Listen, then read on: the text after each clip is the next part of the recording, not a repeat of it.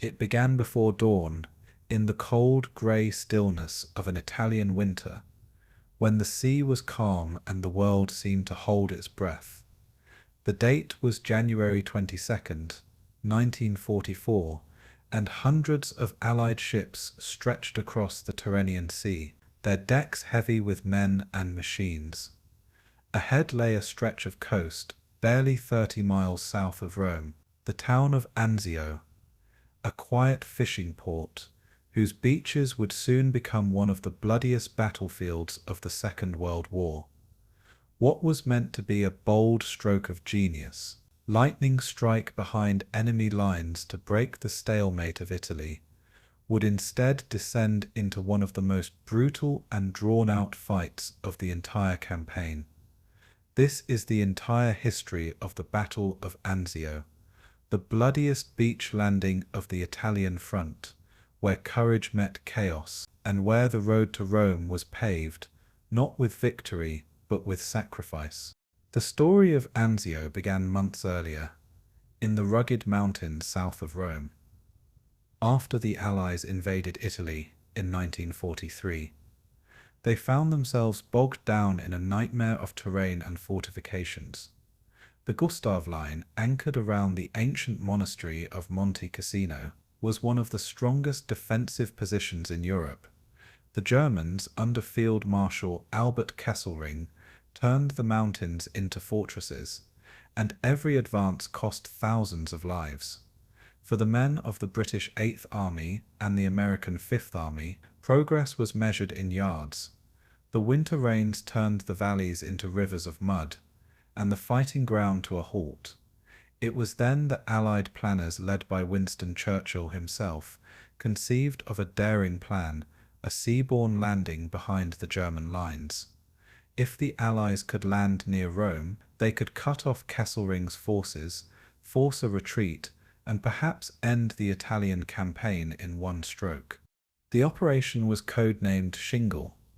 Its goal was simple on paper, but deadly in practice. The landing force, composed of the U.S. 6th Corps under Major General John P. Lucas, would come ashore at Anzio and nearby Nettuno, seize the surrounding terrain, and threaten the German rear. The assault force included the U.S. 3rd Infantry Division, the British 1st Division, and the elite Rangers and Commandos. In total, over 36,000 men would land on the first day, supported by hundreds of tanks, artillery pieces, and aircraft. Churchill called it throwing a Wildcat ashore. What he did not know was that the Wildcat would be trapped in its own cage. Before dawn on January 22nd, the invasion began. The sea was eerily calm as the landing craft moved toward the shore. Unlike the beaches of Normandy months later, there was no storm of gunfire, no wall of defenses. The Germans were caught off guard. The landings went almost flawlessly. Within hours, the beachhead was secure, and Allied forces had captured the town of Anzio. But here, at the very moment of triumph, came hesitation. General Lucas, cautious and mindful of the disaster at Gallipoli a generation earlier, chose to consolidate his position instead of advancing inland toward the Alban Hills, the key terrain that dominated the road to Rome. He feared that his lightly armed force would be crushed if he moved too far ahead before reinforcements arrived. It was a fateful decision, one that would turn Anzio from an opportunity into a bloodbath.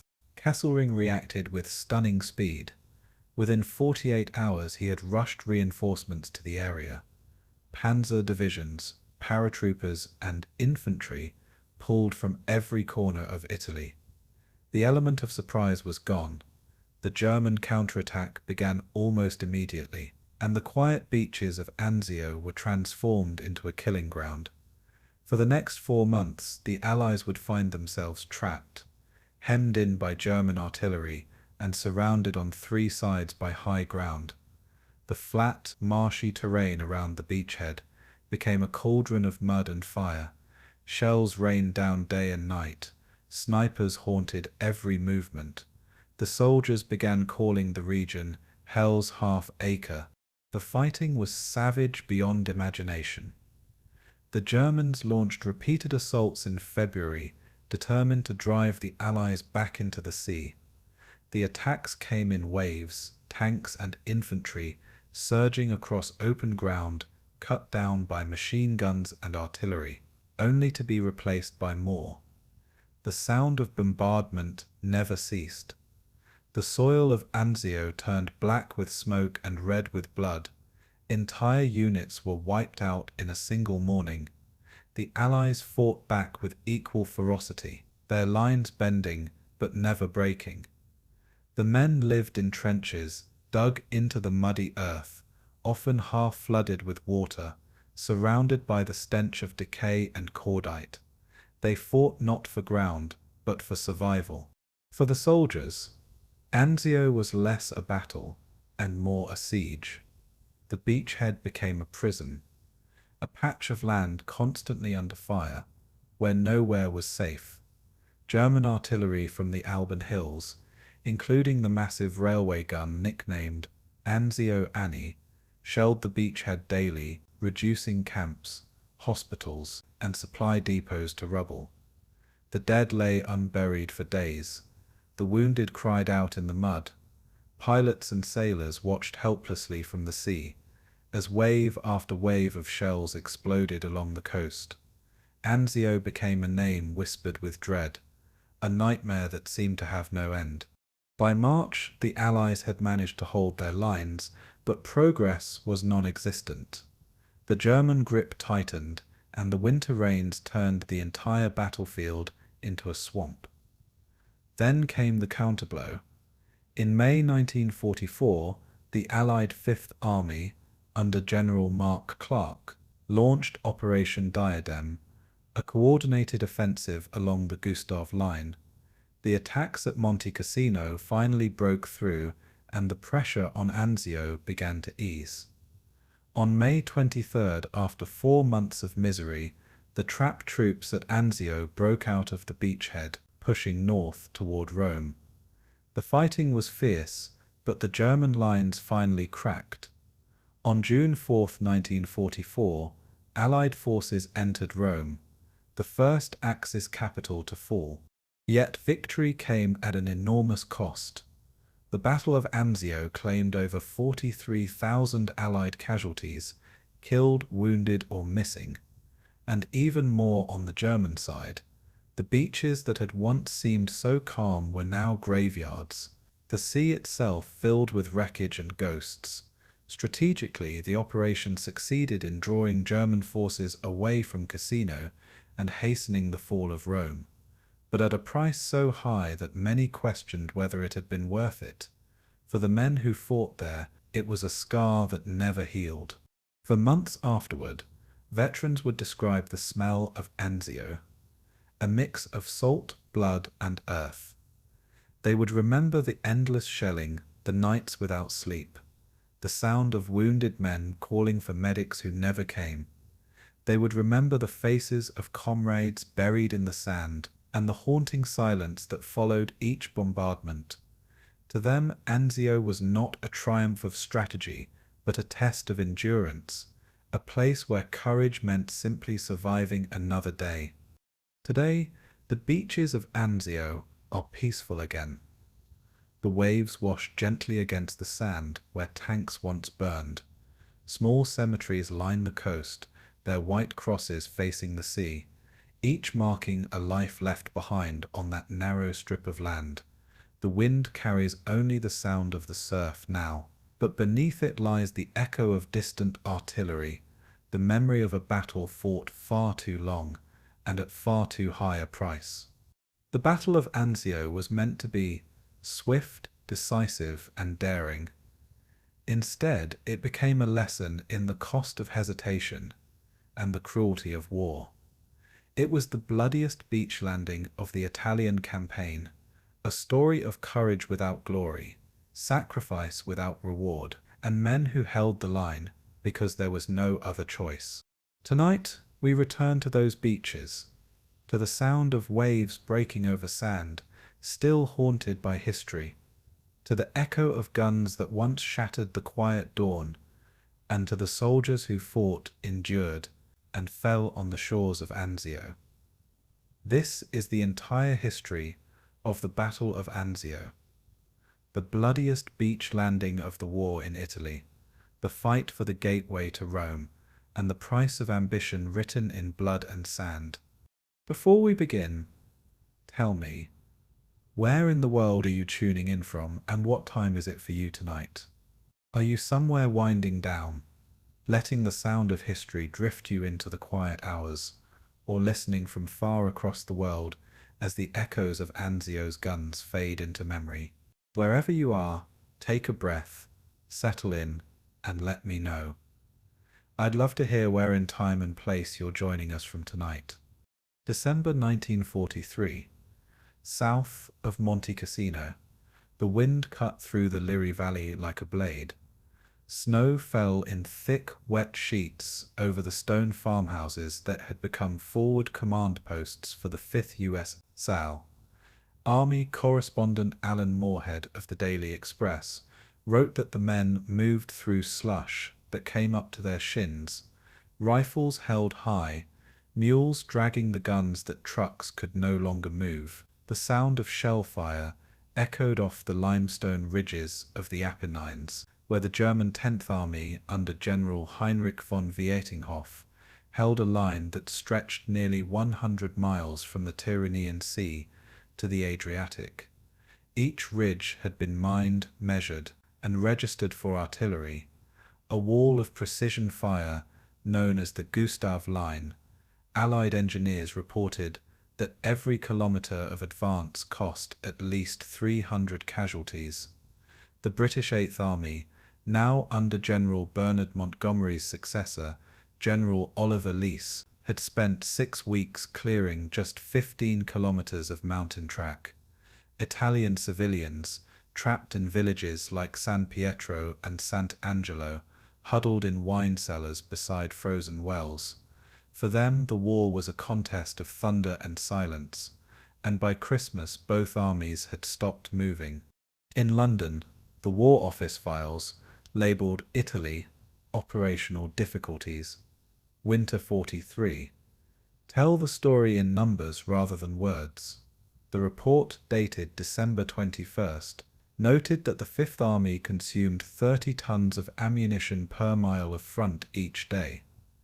The mule columns required 45,000 animals, most imported from North Africa, to sustain supply beyond Cassino. Roads washed out within hours of rain, and Sherman tanks, weighing over 30 tons, sank into mud that reached their sponsons. Commanders called it a war of the mule track, a phrase that would reach the desk of Prime Minister Winston Churchill before New Year's Day. The Gustav Line, composed of bunkers with reinforced concrete walls up to 2 meters thick and connected by steel communication trenches, turned every approach into a killing field. British and American intelligence reports identified at least 4 separate defensive belts, each positioned to force Allied units into narrow valleys under direct fire. It was engineering designed for attrition. Churchill's margin note in blue pencil beside the January memorandum read simply, "Stagnation, intolerable." From a tactical standpoint, the German defense owed as much to geography as to genius. Field Marshal Albert Kesselring, commanding all German forces in Italy, had learned from North Africa that maneuver meant survival at Cassino. He turned terrain itself into a fortress. Each German position was interconnected by telephone lines buried beneath rock, ensuring that artillery corrections arrived within seconds. Allied counter-battery radars, still experimental, struggled to locate guns hidden in caves. British observers compared this to the situation in Normandy, where the planners of Operation Overlord were already preparing to exploit open countryside and mechanized mobility. In Italy, the ground itself betrayed that vision. The contrast was stark. While the beaches of northern France promised room to maneuver, The mountains south of Rome offered none. The enemy's philosophy was simple: let weather, mud, and exhaustion fight as allies. And for the men at the front, it was working. Field reports from the U.S. 36th Infantry Division recorded that by early January 1944, out of 8,000 effective men, fewer than 5,000 remained fit for combat. Frostbite cases numbered over 1,000 in a single week. German artillery, particularly the 150mm howitzers of the 238th Artillery Regiment, fired in short, precise barrages designed to collapse slopes and block mule paths. Engineers measured each crater at up to 5 meters wide and 2 meters deep, enough to trap vehicles indefinitely. The Allied air advantage meant little. Heavy clouds and the narrow valleys grounded most sorties.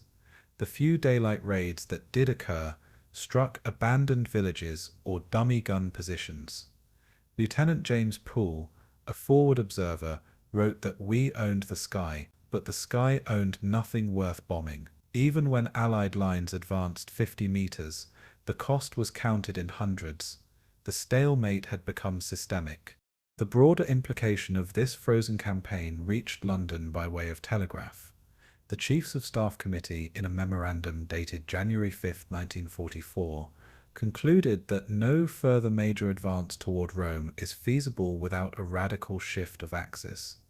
In practical terms, that meant an amphibious operation, a new front behind German lines, yet the suggestion clashed with logistics.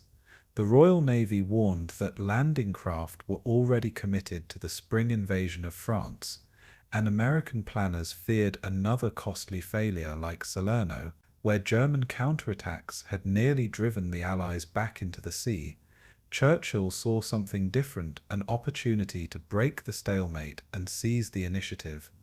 He told his chiefs, "We must throw a Wildcat ashore." Those words would become the genesis of Operation Shingle, but in the first days of January that was still a whisper against the snow. Meanwhile, German intelligence officers at 10th Army headquarters near Frosinone observed Allied movements with cold efficiency. Radio intercepts revealed an unusual concentration of British signals traffic around Naples, prompting speculation of another coastal attack. Yet Kesselring dismissed the possibility, convinced that winter made any such landing impossible. The Wehrmacht Bericht of January 7th confidently declared that the front in Italy remained stable, the enemy exhausted. This overconfidence was not unique. Allied deception efforts, including false radio chatter by the British 25th Signals Unit, reinforced the illusion of paralysis. But even within the Allied command, doubt festered. Could any force land deep behind enemy lines and survive? Could another Salerno be politically endured? These were not theoretical questions. They would define the fate of the Italian campaign. For the civilians trapped amid this calculus, survival meant improvisation. In Cassino itself, Father Giuseppe De Luca recorded in his parish diary that over 500 refugees lived in the monastery cellars by mid-January. Bread was baked from animal feed, and wells were guarded like arsenals. The sound of Allied artillery, described as the heartbeat of the mountain, shook plaster from the walls of churches already roofless. Children learned to distinguish the staccato of German mortars from the slow thunder of American guns. Each night, lanterns flickered in the ruins, as families counted the seconds between whistle and impact. The front was no longer a line, it was a condition of life. And when word spread that the Allies planned to land somewhere near Rome, no one believed it. They had seen too much mud to imagine movement. By the end of January 1944, the Allied advance had stalled entirely along the Gustav Line. The front stretched 100 miles yet moved no more than a few hundred yards each week. Churchill's war diary noted the simple truth: Italy bleeds us without moving us. The War Office concluded that only a bold, unconventional strike could unhinge Kesselring's defences. Behind closed doors, maps of the Tyrrhenian coast were unrolled, and one small port town, Anzio, 35 miles south of Rome, was circled in red. The decision would commit over 70,000 men to one of the most dangerous amphibious operations of the war. The deadlock had created desperation. Desperation would now create the gamble, and in the next chapter, that gamble will have a name: Operation Shingle. January 8th, 1944. The Cabinet War Rooms beneath Whitehall vibrated faintly with the rhythm of distant traffic and frustration. Prime Minister Winston Churchill, cigar clenched between his teeth, leaned across the polished map table and stabbed a finger at the Italian coastline south of Rome. "We must set a cat upon the German belly," he growled, his voice echoing through the concrete vault. Around him sat Field Marshal Sir Alan Brooke, Chief of the Imperial General Staff, General Sir Henry Maitland Wilson, Supreme Commander in the Mediterranean, and the American General Dwight D. Eisenhower, recently reassigned to lead Overlord. The map was littered with coloured pins denoting divisions, red for British, blue for American, stalled along the Gustav Line. Reports from Monte Cassino described a loss rate of nearly 10% per week among assault battalions.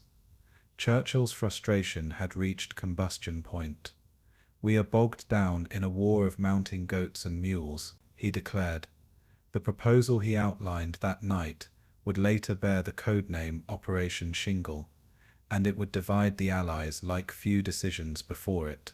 Operation Shingle, as drafted by the British Joint Planning Staff on January 10th, envisioned an amphibious landing by the US VF Corps at the small port town of Anzio, 35 miles south of Rome.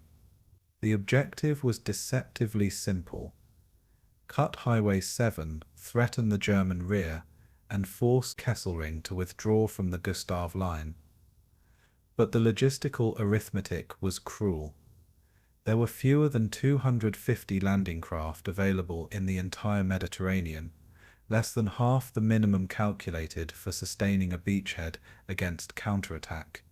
Each landing ship tank LST could carry 10 Sherman tanks or 1,000 tons of supplies, yet nearly 60% were already reserved for the Normandy invasion. Allied planners under Major General John Harding warned that without at least 70 LSTs, Shingle could not be maintained beyond 5 days. The War Office file WW2 2,377 records Churchill's handwritten response in red ink: "We shall have it done with what we have." The comment captured both his defiance and his recklessness. For the first time since Gallipoli, he was again gambling with the sea. The British approach to amphibious warfare emphasized audacity, a single decisive blow to shatter equilibrium, while the Americans preferred overwhelming logistics and clearly defined objectives. This divergence, born of national temperament as much as doctrine, surfaced immediately in the planning of Shingle. British planners compared it to the Commando raid on Dieppe in 1942, an operation that had failed but revealed the value of surprise. The Americans, remembering Salerno, demanded explicit orders and continuous supply assurance. General Mark Clark, commander of the U.S. Fifth Army, insisted that Anzio must be an operation with a definite purpose, not a thrust into empty space. Churchill disagreed. To him, audacity was the purpose. The minutes of the combined chiefs' meeting on January 12th record Eisenhower's quiet objection: "We are not proposing strategy. We are proposing hope." Yet Churchill's momentum, once set in motion, was nearly impossible to halt. The chosen man to execute this ambiguous plan was Major General John P. Lucas, commander of the US VI Corps, Lucas had commanded the 3rd Infantry Division in North Africa and Sicily. Cautious, methodical, and skeptical of half measures, his written orders signed January 15th contained just 23 words of operational guidance. Land at or near Anzio, establish a secure beachhead, and threaten the enemy's communications to Rome. No timetable, no explicit instruction to advance. Historian Martin Blumenson later called it the vaguest operational order of the Italian campaign. Lucas read it twice, underlining the phrase "threaten the enemies" in pencil, then wrote privately to his wife, "I am being asked to do the impossible with too little, too soon." His staff calculated that the initial assault wave, 36,000 men and 250 tanks, could only be supported for 72 hours before supplies ran short. Yet postponement was no longer possible. Churchill wanted his cat to claw.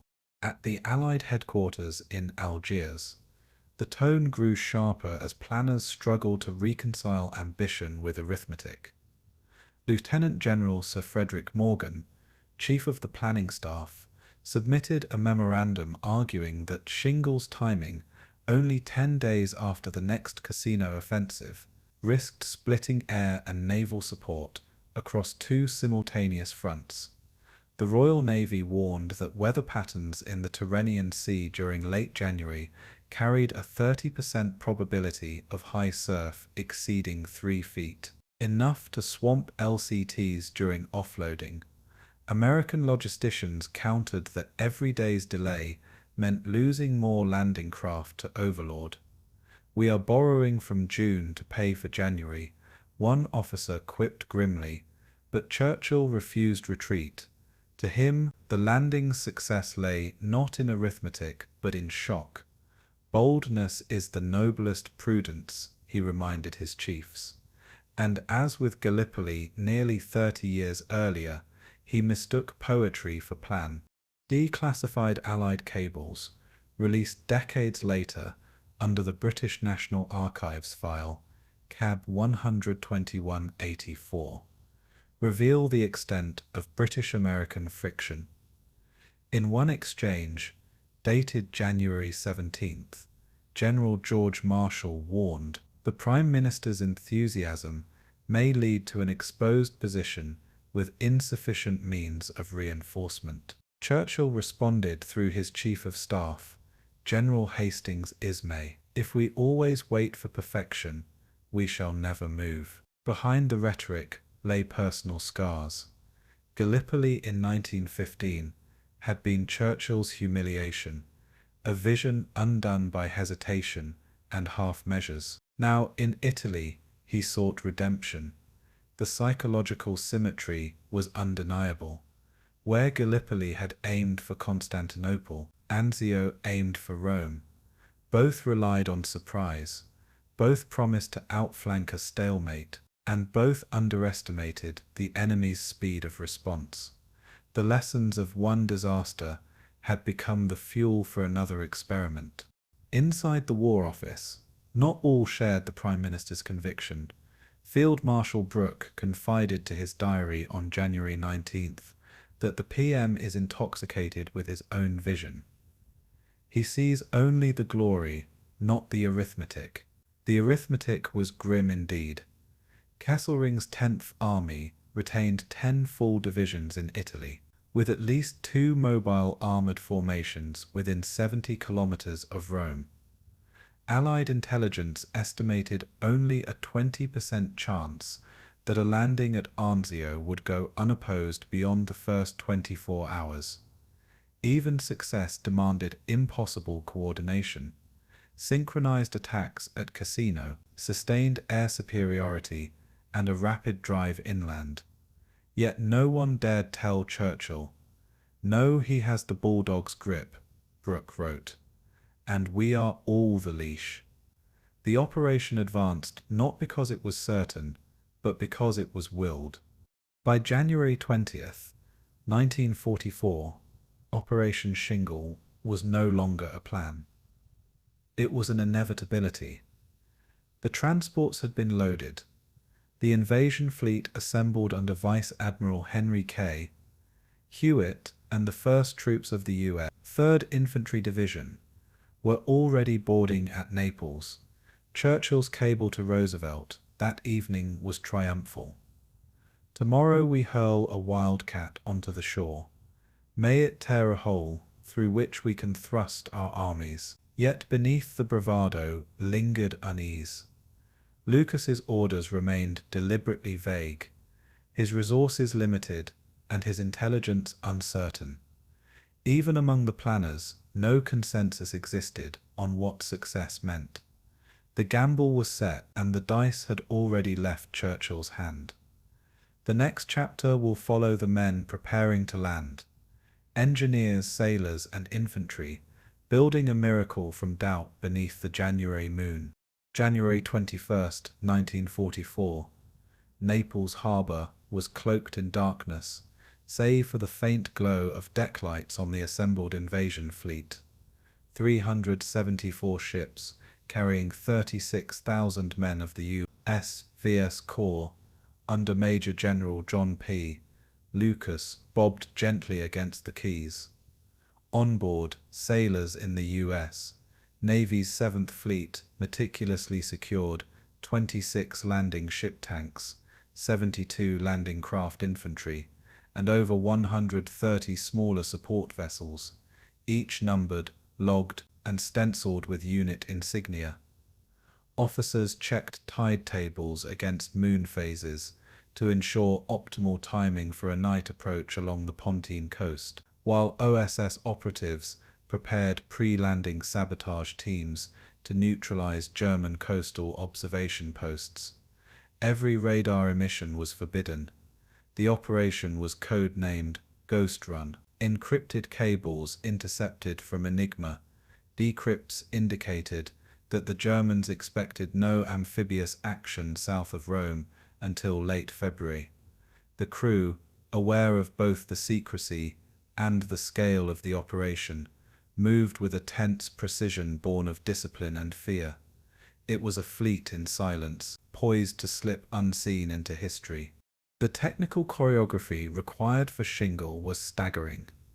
Minesweepers of the Royal Navy, including HMS Acacia and HMS Alisma, were tasked with clearing 75 kilometers of the coastal approach, cutting moored mines with chains and detonating magnetic influence devices. Each sweep had to maintain a gap of no more than 20 meters to prevent undetected mines, yet remain far enough apart to avoid sonar interference. The LSTs, each displacing over 4,000 tons, carried up to 10 Sherman tanks, 200 jeeps, and 20 trucks, yet their shallow drafts of only 3 meters allowed them to approach beaches invisible to German observers from the cliffs. The practical consequence was clear. Any miscalculation in tide, wind, or mine clearance could strand armored units before the first infantry wave hit the sand. The OSS report on January 20th warned that German coastal batteries at Nettuno had firing ranges up to 6 kilometers, capable of threatening the leading craft. Precision was not optional, it was existential. The American approach to amphibious logistics contrasted sharply with British doctrine, which relied on surprise and mobility rather than brute force tonnage. In Normandy, later that year, planners would amass over 5,000 ships and nearly 1 million men, relying on overwhelming force to secure beaches before German reinforcements arrived. At Anzio, speed and silence replaced scale. Engineers calculated that the 36,000 men aboard needed 50 hours of continuous supply once ashore to maintain operational momentum. British planners marveled at the audacity, while American logisticians fretted over the narrow corridor, recognizing that the lack of depth increased vulnerability. German forces, with their coastal artillery and armored reserves, were positioned to punish any prolonged landing. The contrast was a gamble: fewer men and ships, higher risk, but the hope of strategic surprise. By 2200 hours, the first wave of LCI and LCT craft slipped past the harbour breakwaters. Ensign Robert Hastings, aboard LST-324, later recounted measuring the spacing of each craft with a sextant to maintain radar silence. While observing the faint outlines of Naples fading into darkness, minesweepers reported success, though one magnetic mine exploded 300 meters off the intended channel. A reminder of danger ever present. OSS operatives, landed earlier by submarine, had cut observation wires at Cumae and Anzio itself, ensuring German coastal observers would report only empty sea. Weather conditions were nearly perfect: wind under 5 knots, swell under 2 meters, and an air temperature of -2 degrees Celsius. Field radios, set to strict emissions control, transmitted only once every 90 minutes to headquarters. The first assault wave's timing was maintained within a margin of 6 minutes, despite the complexity of the operation. Every detail suggested that the Ghost Fleet could remain unseen, for now. The broader implication of this silent approach extended beyond tactical surprise. Intelligence suggested that Kesselring's command post at Fondi assumed no landings were possible until mid-February, based on both prior weather patterns and German overconfidence. By January 21st, decrypted German communications indicated alarm at Allied radio silence, yet misidentified it as routine convoy movements toward Naples. The psychological effect of a silent fleet moving under cover of darkness meant that the initial landing would face limited opposition, a rare advantage in Italy's winter campaign. Allied planners understood that success here could shatter German defensive cohesion south of the Gustav Line. Yet the same isolation imposed risk. 36,000 men would be effectively cut off if detection triggered a rapid counterattack. The timing of the landing was as strategic as the soldiers themselves. The entire gamble rested on stealth and speed. Additional evidence of the operation's audacity came from OSS field reports, dated January 20th. Teams had infiltrated the coast, sabotaging searchlights, cutting telephone lines, and preparing demolition charges along Anzio's narrow beaches. Each team carried explosives weighing up to 20 kilograms, timed to detonate during the first hour of the landing. These covert operations ensured that German coastal artillery could not bring immediate coordinated fire to bear on the incoming fleet. Similar efforts had been attempted during the Salerno landings, but the number of operatives at Anzio exceeded 100, nearly double that in September 1943. The planners estimated that delaying these operations by even 12 hours would have exposed the fleet to German observation and reduced the probability of a successful landing by at least 30%. The combination of covert sabotage and navigational precision exemplified Allied ingenuity under constraints. The human consequences of this ghostly movement were immediate for sailors and infantry alike. LST-324's crew, operating in near-total silence, experienced a tension so acute that heart rates averaged 130 beats per minute for several hours. According to medical logs kept by ship surgeons, soldiers on the troop transports, including the U.S. 3rd Infantry Division, were briefed to remain below decks until landing, heightening anxiety but preserving stealth. Even a single error, a dropped radio or visible light, could have revealed their approach to German coastal patrols, armed with 12-centimeter coastal guns. Lieutenant Samuel Dyer noted in his diary that the men felt like shadows moving toward the jaws of the enemy. Every man understood that detection would mean immediate, concentrated artillery fire with minimal cover. Training, discipline, and timing were the only shields against catastrophe. By dawn on January 22nd, 1944, the fleet had reached its designated positions 5 kilometers offshore, maintaining complete radio silence and undetected by German reconnaissance planes.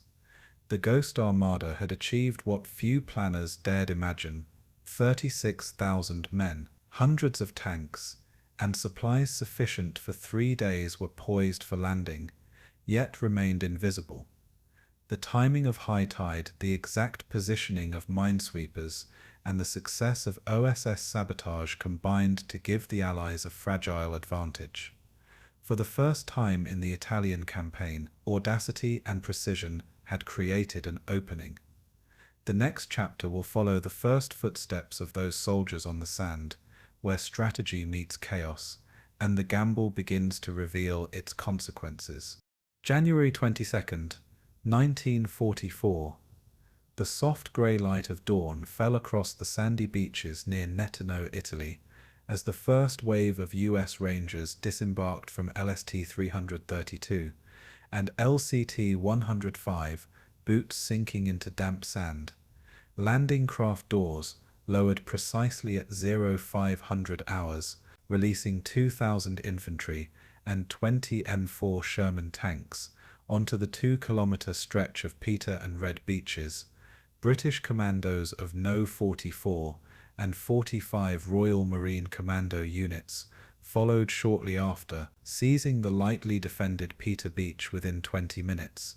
The plain of Anzio Annie stretched eastward for nearly 15 kilometers to the Alban Hills, offering both a tempting avenue toward Rome and an open expanse vulnerable to enemy artillery. The Germans of the 14th Army, commanded by General Eberhard von Mackensen, remained concentrated 20 kilometers inland, unaware of the full scale of the landing. Field reports from the VI Corps labeled the initial hours a walk along the sands, noting fewer than 24 casualties.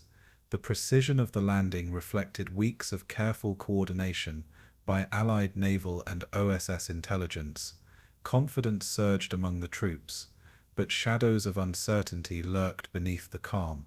Technical execution hinged on exact timing, navigational precision, and beach selection informed by hydrographic surveys conducted in December 1943.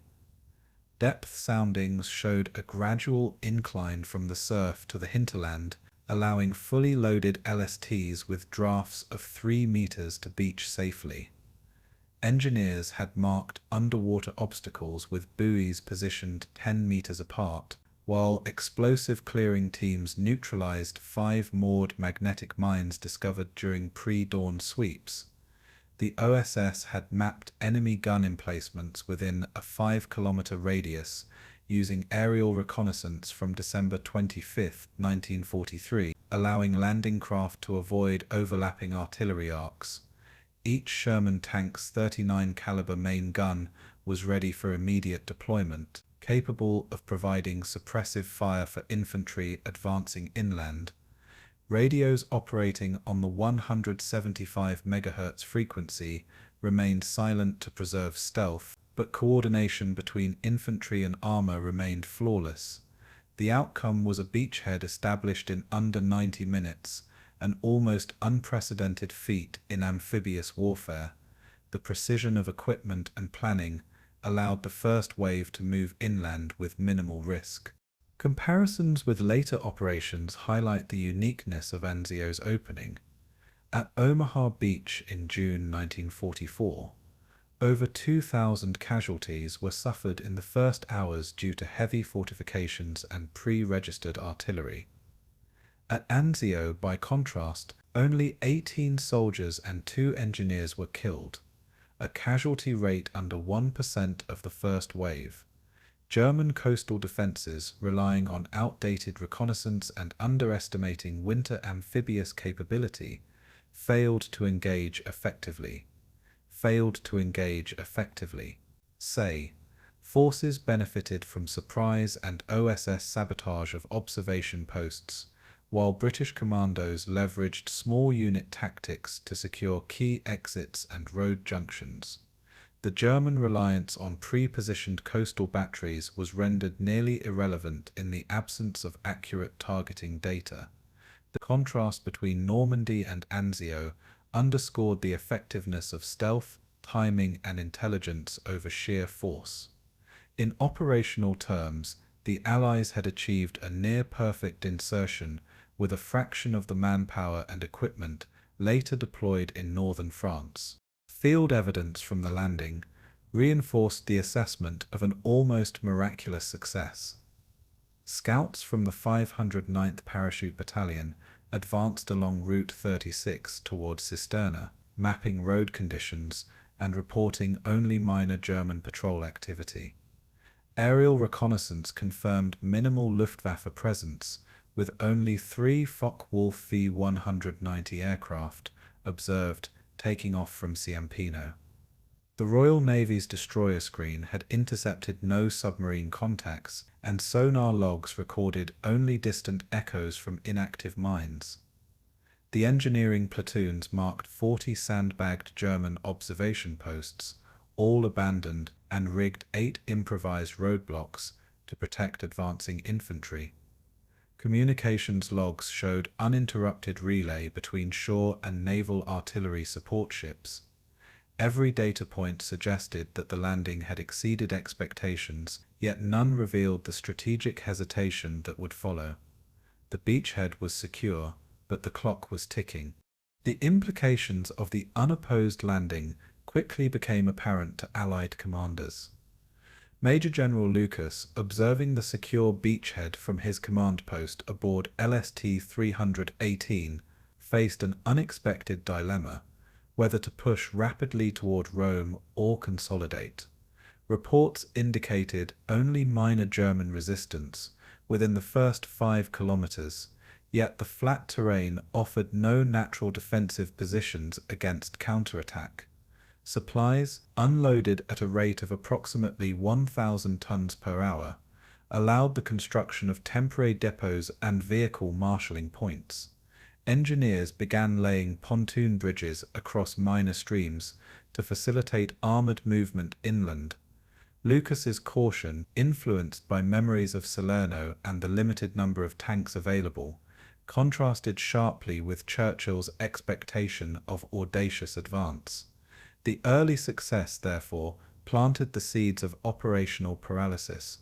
Immediate action could have threatened German lines of communication, but hesitation promised a protracted stalemate. Additional supporting evidence from after-action reports confirms the eerie calm of the first 24 hours. Intelligence officer Lieutenant Colonel Thomas Riley noted that German radio chatter suggested disbelief rather than readiness. Reconnaissance photographs taken at 0700 hours displayed unbroken sand and unoccupied defensive positions. Field engineers measured a beach gradient of 1 in 25, favorable for both infantry and armor movement, with sand compacted enough to support vehicles weighing over 32 tons. Allied medical reports logged only 12 minor injuries during offloading, predominantly from falls and equipment handling, reinforcing the minimal opposition.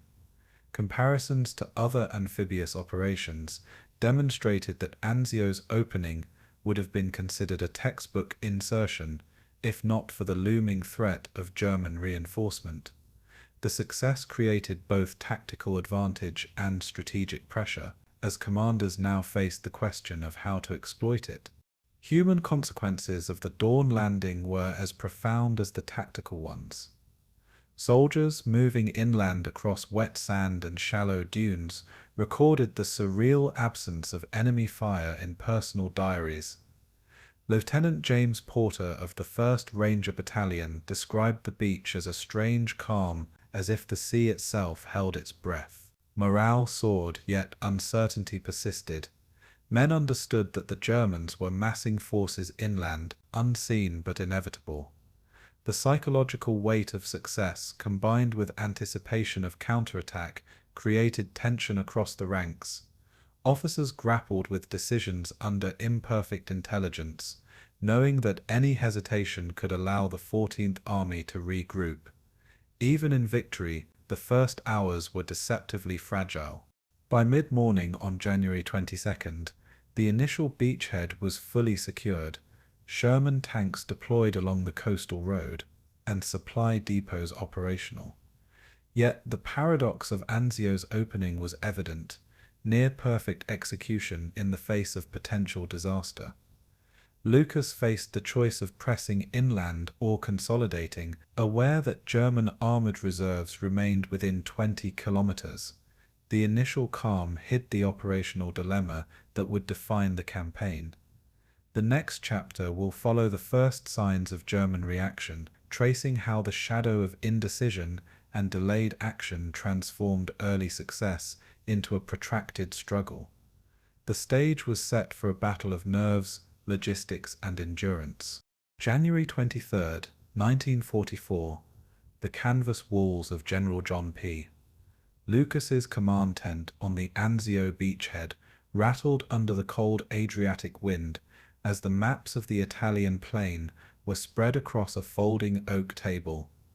Lucas, pen in hand, wrote in his leather-bound diary, "I must consolidate, not gamble." Engineers from the 6th Combat Engineer Battalion were already digging trenches and laying barbed wire instead of advancing toward the Alban Hills, 7 kilometers from Rome.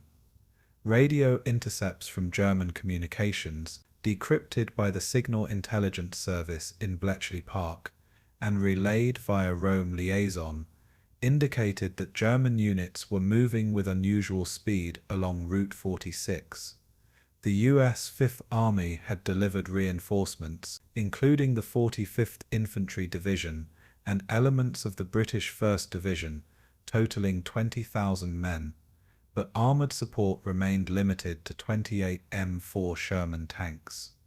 Field reports noted that artillery support from naval guns remained within a 3-kilometer radius of the beachhead. The initial euphoria of the landing faded into a calculus of caution. Every decision now carried the weight of potential disaster. Technical details underpinned Lucas's hesitation. Engineers measured soil composition along the coastal road and found sand compacted only 50 centimeters deep in places, insufficient to support the full weight of Sherman tanks at 29 tons each for sustained inland movement. Bridges over minor streams had a load capacity of 12 tons, requiring urgent reinforcement before armored columns could advance. Artillery units reported that only 48 105mm howitzers were immediately operational, with the remainder delayed by tidal unloading schedules. German Luftwaffe reconnaissance flights, although limited in number, had begun plotting observation points for artillery calibration, heightening the risk of exposure. Supplies flowed at an average of 800 tons per day, adequate for defense, but insufficient for an extended offensive. Lucas weighed these technical limitations against the strategic goal of seizing Rome before mid-February. Hesitation became not mere caution, but a technical necessity. Failure to consolidate could render the beachhead vulnerable to counterattack. Comparisons with German doctrine illuminated the peril. Field Marshal Erwin Rommel's principle of immediate counterattack emphasized rapid exploitation of enemy hesitation, relying on panzer divisions to close gaps within 24 hours.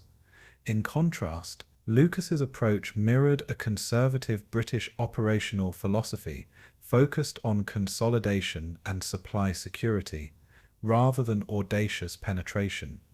German units, including the 15th Panzer Grenadier Division and the 4th Parachute Division, began repositioning within 18 kilometers of the beachhead, ready to exploit any delay. Allied intelligence estimated that a delay of more than 48 hours could allow German armored forces to encircle the landing zone, cutting off infantry from resupply. Comparisons with Salerno in September 1943 where rapid German counter-mobilization caused severe casualties, further reinforced Lucas's caution, yet the contrast underscored the tension between audacity and prudence. Every hour spent entrenching increased defensive security, but reduced the chance of strategic surprise. Field evidence of the pause was clear across the beachhead. Reconnaissance units of the 509th Parachute Battalion reported that roads inland remained lightly patrolled, while German radio traffic indicated confusion and uncertainty within the 14th Army. Engineers measured trench lengths totaling 2,000 meters by sundown on January 23rd, converting open sand into defensive positions. Coastal artillery observers logged minimal enemy fire, confirming that the Germans had not yet realized the scale of the landing. Medical units recorded only 23 minor injuries during consolidation, all related to entrenching work rather than combat. Supply logs showed fuel consumption averaging 200 liters per tank per day, adequate for defense, but insufficient for sustained inland movement without additional tanker shipments. Reports from Naval Artillery Coordination noted that ships fired only intermittent warning rounds, as immediate resistance remained absent. These data confirmed that opportunity existed, yet Lucas remained hesitant. The broader implications of the pause became evident in command discussions. General Harold Alexander, Allied Commander-in-Chief Mediterranean, sent a direct message: "Be bold, John. Exploit the landing before the enemy reacts." Lucas's subordinate commanders debated the merits of advancing immediately, weighing the risk of extending supply lines against the potential to seize a strategic corridor to Rome. Logistical limitations, including the unloading rate of 500 tons of ammunition per day, forced prioritization of defensive positions over offensive maneuver. Naval planners stressed that tidal windows for amphibious resupply were narrowing, potentially delaying reinforcements by 24 hours. Intelligence briefings projected that German reinforcements could arrive within 48 hours, potentially trapping the beachhead if no advance occurred. The pause highlighted the tension between prudence and opportunity, creating a strategic limbo. Every decision now carried amplified consequences.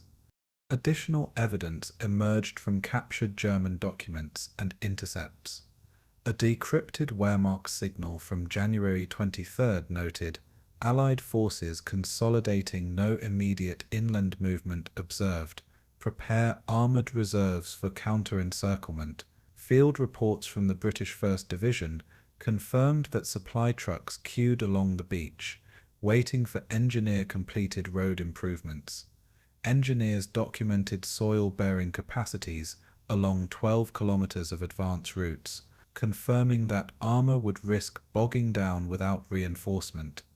Allied maps showed that the Alban Hills, 7 kilometers inland, offered natural defensive positions for the Germans once they mobilized. Intelligence assessment suggested that every day of delay increased the probability of encirclement by 10%. The evidence confirmed Lucas's technical reasoning, but also revealed the fragility of the opportunity lost. Human consequences unfolded alongside technical realities. Soldiers expressed frustration at the slow pace. Diary entries from Private William Hargrove noted, "We march in circles digging trenches while Rome waits a mere 7 miles away." Morale remained high due to initial success, yet anxiety about German reaction was palpable. Engineers worked 14-hour shifts, reinforcing obstacles and laying wire, their exertion evidence of defensive prioritization over strategic initiative. Commanders feared reputational risk. A failed advance could overshadow initial triumph. The juxtaposition of triumph at the beaches with stasis inland created psychological tension across ranks. Men prepared for counterattack that they knew was imminent but could not yet see. The pause became a psychological as well as operational burden. By the evening of January 24th, the Anzio beachhead had solidified into a defensive line. Artillery emplacements numbered over 60, and forward observation posts extended to 5 kilometers inland.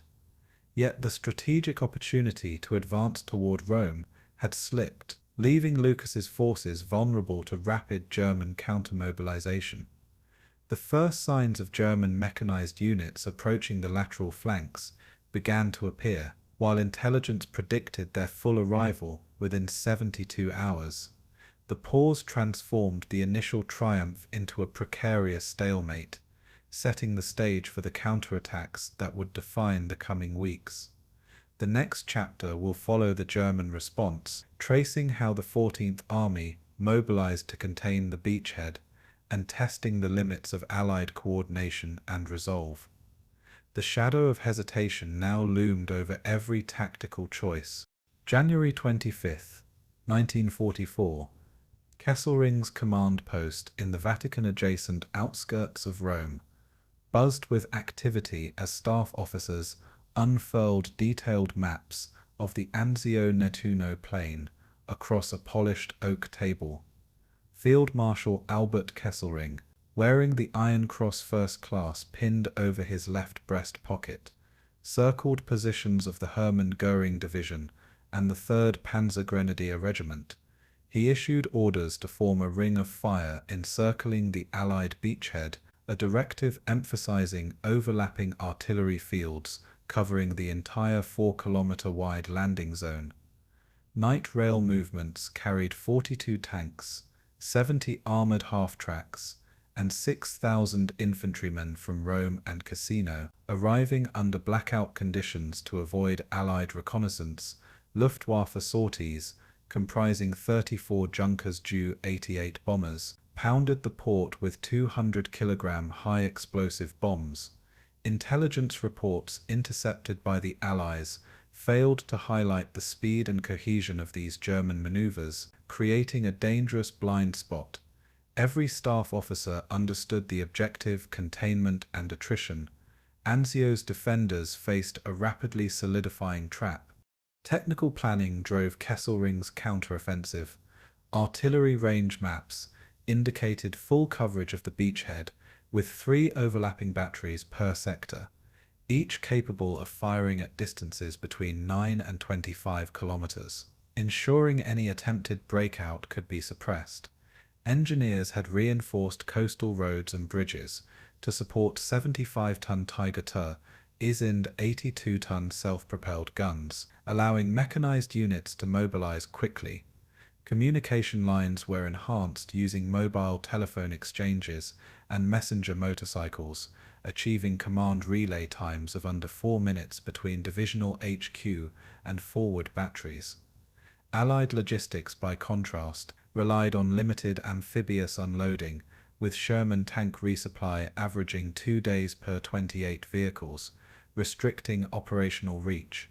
Kesselring's meticulous preparation turned defensive positions into an operational advantage. Every meter of terrain was quantified and accounted for. Contrasts with the Allies were stark.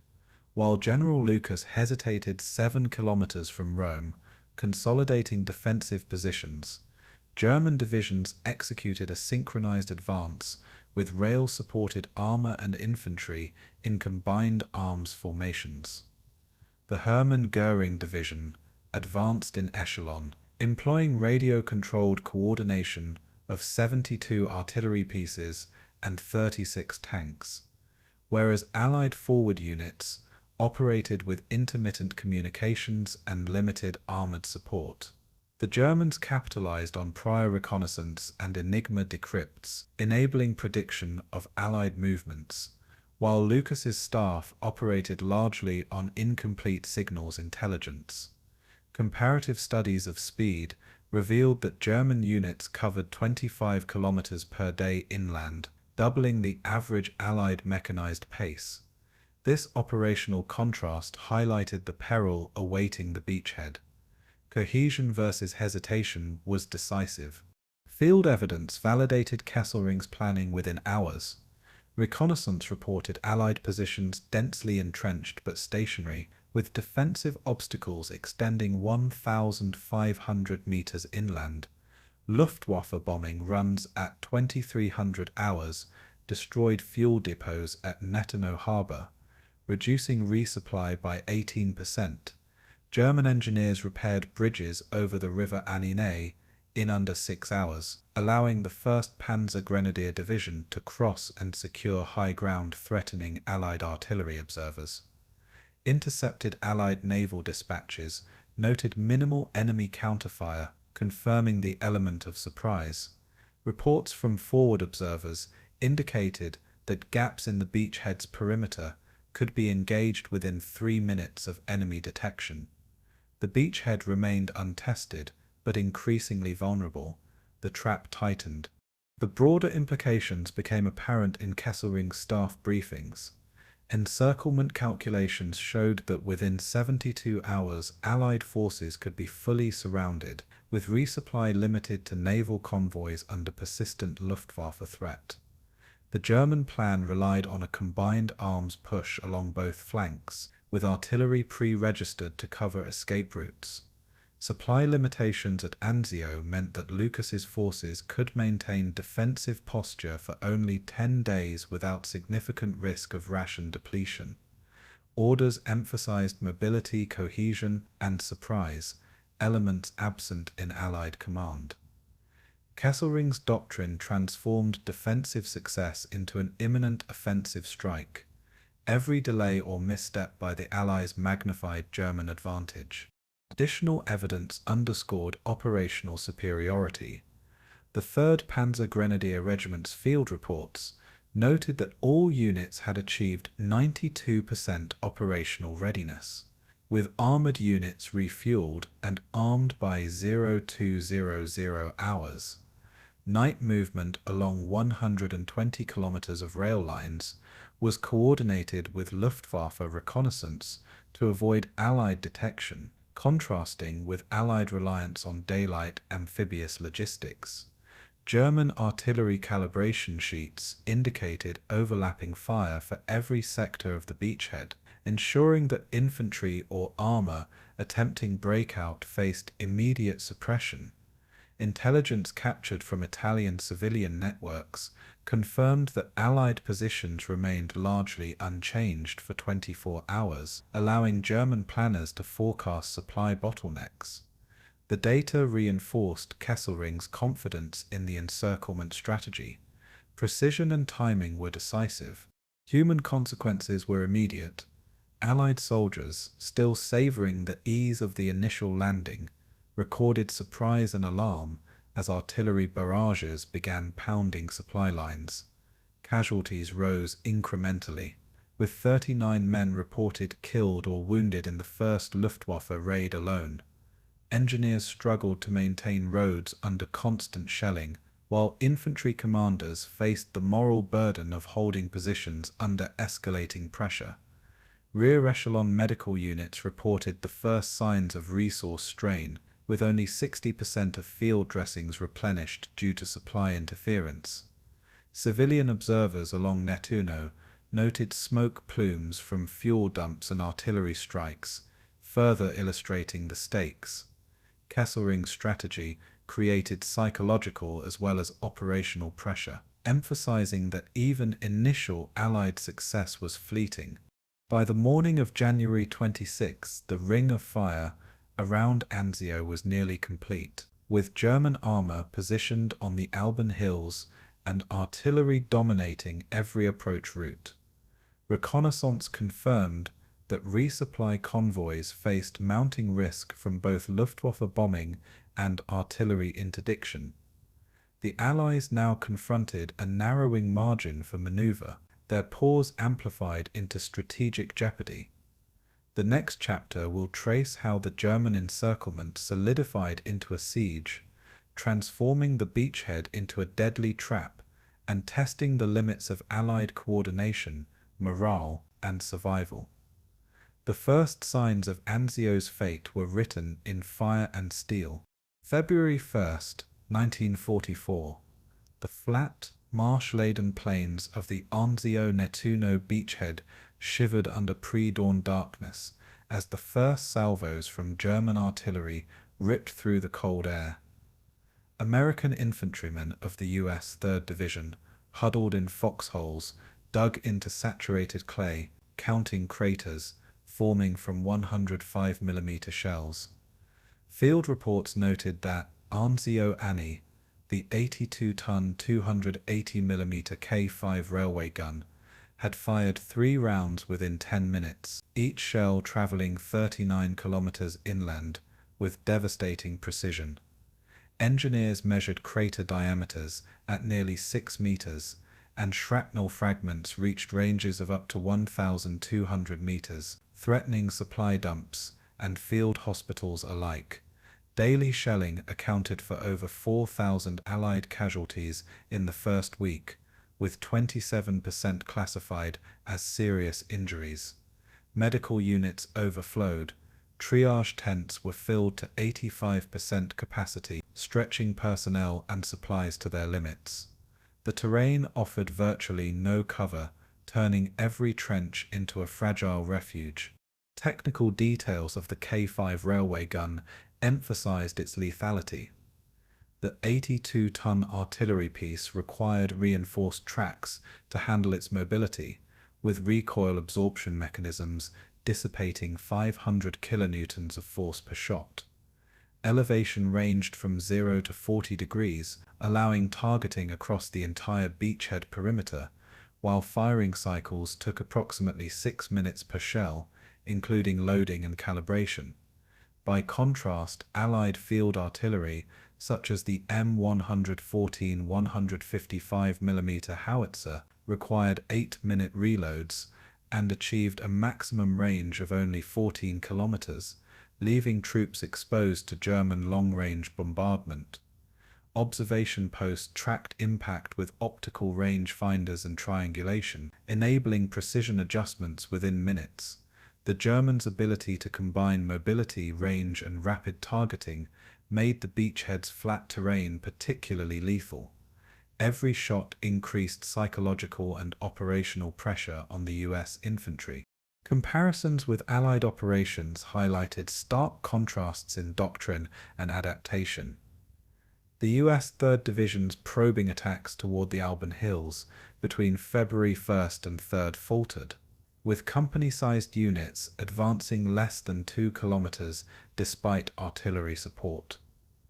German observers, positioned on high ground outside the immediate beachhead, adjusted fire within 30 seconds of any visible movement. Unlike the Allies, whose mechanized support lagged behind infantry, German forces integrated reconnaissance, artillery, and armor into continuous, feedback-driven operations. The Germans' ability to saturate zones without exposing troops underscored the failure of static advances in open terrain. Allied commanders noted the similarity to trench warfare of World War I, with no cover and slow attritional gains. Tactical adaptation lagged. Field evidence confirmed the emerging Cauldron effect. Crater analysis after February 2nd's bombardment revealed over 1,500 impact points, many within 100 meters of each other, creating interconnected kill zones. Engineers reported that temporary road networks were rendered impassable in 6 hours, requiring constant repair to maintain logistics. Casualty reports indicated that medical evacuation times increased from 45 minutes to 2 hours due to shell-damaged routes. Observation logs from German forward batteries recorded accurate fire on U.S. artillery positions, neutralizing 8% of initial counter-battery attempts. These measurements illustrated the lethal geometry of overlapping fire. The beachhead had become a static, punishing environment. Broader implications became unavoidable. Lucas's diary entries expressed growing concern over morale, noting that men were digging in, waiting for the inevitable, questioning orders. Daily shelling eroded confidence, and ration consumption exceeded planned estimates by 15% as soldiers spent more time sheltered and less time foraging or maneuvering. Repeated probing attacks failed to gather intelligence or territory, limiting strategic flexibility. Commanders began to realize that tactical victory at landing was now insufficient. Survival depended on endurance under relentless pressure. Political observers in Allied HQ began to question whether leadership hesitation amplified German advantage. The beachhead's transformation into a miniature Verdun was underway. Additional evidence reinforced the severity of conditions. Field hospitals at Netanel reported bed occupancy rates exceeding 120%, with patients treated in tents, jeeps, and any available structure. Communications officers noted that shelling regularly disrupted signal lines, with radio outages averaging 15 minutes per day. German artillery observers documented firing patterns and success rates in detailed logs, showing that 83% of pre-registered zones were effectively neutralized. Supply convoys faced interdiction not only from artillery, but Luftwaffe reconnaissance, forcing reliance on nocturnal movements that slowed resupply by 50%. The combined effect of terrain, firepower, and logistical disruption demonstrated the methodical efficiency of German operations. Every delay was costly. Human consequences were stark and immediate. Soldiers in foxholes wrote letters describing constant vibration from distant shell impacts and the psychological toll of unending uncertainty. Trenches became semi-permanent, with mud and stagnant water breeding illness alongside fear. Morale surveys conducted by unit chaplains recorded a 10% drop in confidence within 72 hours. Commanders faced moral dilemmas, deciding whether to commit exhausted companies to failed probing attacks or conserve forces and risk German dominance. Field medics worked under continuous bombardment, evacuating over 200 wounded per day, with stress-induced errors increasing medical risk. Even routine resupply became an ordeal of endurance. The human cost was mounting. By February 3rd, the Anzio beachhead had settled into a lethal rhythm of bombardment, attrition, and constrained mobility. German artillery dominance, exemplified by Anzio Annie's devastating firepower, had turned an initial triumph into a static, perilous struggle. Allied commanders now confronted the dual challenges of sustaining morale and maintaining operational cohesion under relentless pressure. The next chapter will trace how political and command tensions escalated, with scrutiny and blame amplifying the strain on Lucas and his subordinates. The Cauldron was complete. Survival, not advance, had become the operational imperative. February 10th, 1944. Allied headquarters in Naples buzzed with the clatter of typewriters and the whir of teleprinters as Winston Churchill's latest telegram to General Harold Alexander demanded immediate accountability for the stalled Anzio advance. The document, catalogued as Churchill, Alexander, Tel 2479, reprimanded the command for failure to exploit surprise and decisive initiative, citing Lucas's hesitation as a critical misstep. British press agencies, under wartime censorship, struggled to report on the situation, with the Times referring to Anzio as a beachhead of shame in carefully worded editorials that avoided naming individual officers. Meanwhile, Lucas, confined to his command tent near Nettuno, penned letters to his family, defending his cautious approach, emphasizing that supply lines were thin and forces numbered only 36,000 men against the German 14th Army. His diary entries from February 9th noted, "I must consolidate, not gamble," reflecting the operational limits imposed by terrain, logistics, and artillery exposure. Communication lines were congested, and field reports indicated that the beachhead had lost 8% of its effective strength since February 1st. Technical assessments of the forces reveal why caution prevailed. The U.S. VS Corps under Lucas had deployed 25 battalions over 7 kilometers of front, with artillery support limited to 36 105mm howitzers and 8 155mm howitzers, while German artillery comprised over 80 batteries, including Anzio Annie with a 39-kilometer firing range. Resupply was constrained by tidal schedules and partially damaged ports, with unloading rates averaging only 700 tons per day, compared to the planned 1,500 tons required for an immediate advance toward Rome. Signal and intelligence networks were intermittently disrupted by German interdiction, reducing effective coordination by 20%. Field hospitals already operated at 120% capacity, and any forward push risked catastrophic exposure to combined artillery and Luftwaffe strikes. Lucas's prudence reflected operational necessity. Comparisons between British and American approaches highlighted contrasting military cultures. Churchill and British commanders emphasized aggressive exploitation of surprise, invoking Gallipoli in 2019-16 as a cautionary tale of delayed action. SA. Doctrine under Lucas prioritized force preservation and logistical integrity, focusing on maintaining supply lines, consolidating captured territory, and minimizing casualties. This divergence created friction at Allied HQ, with telegrams from London repeatedly urging bold maneuvering, while American field officers calculated attrition rates and overextension risks. German doctrine, as observed in intercepted communications, mirrored the British expectation of decisive offensive operations, creating a paradox in planning.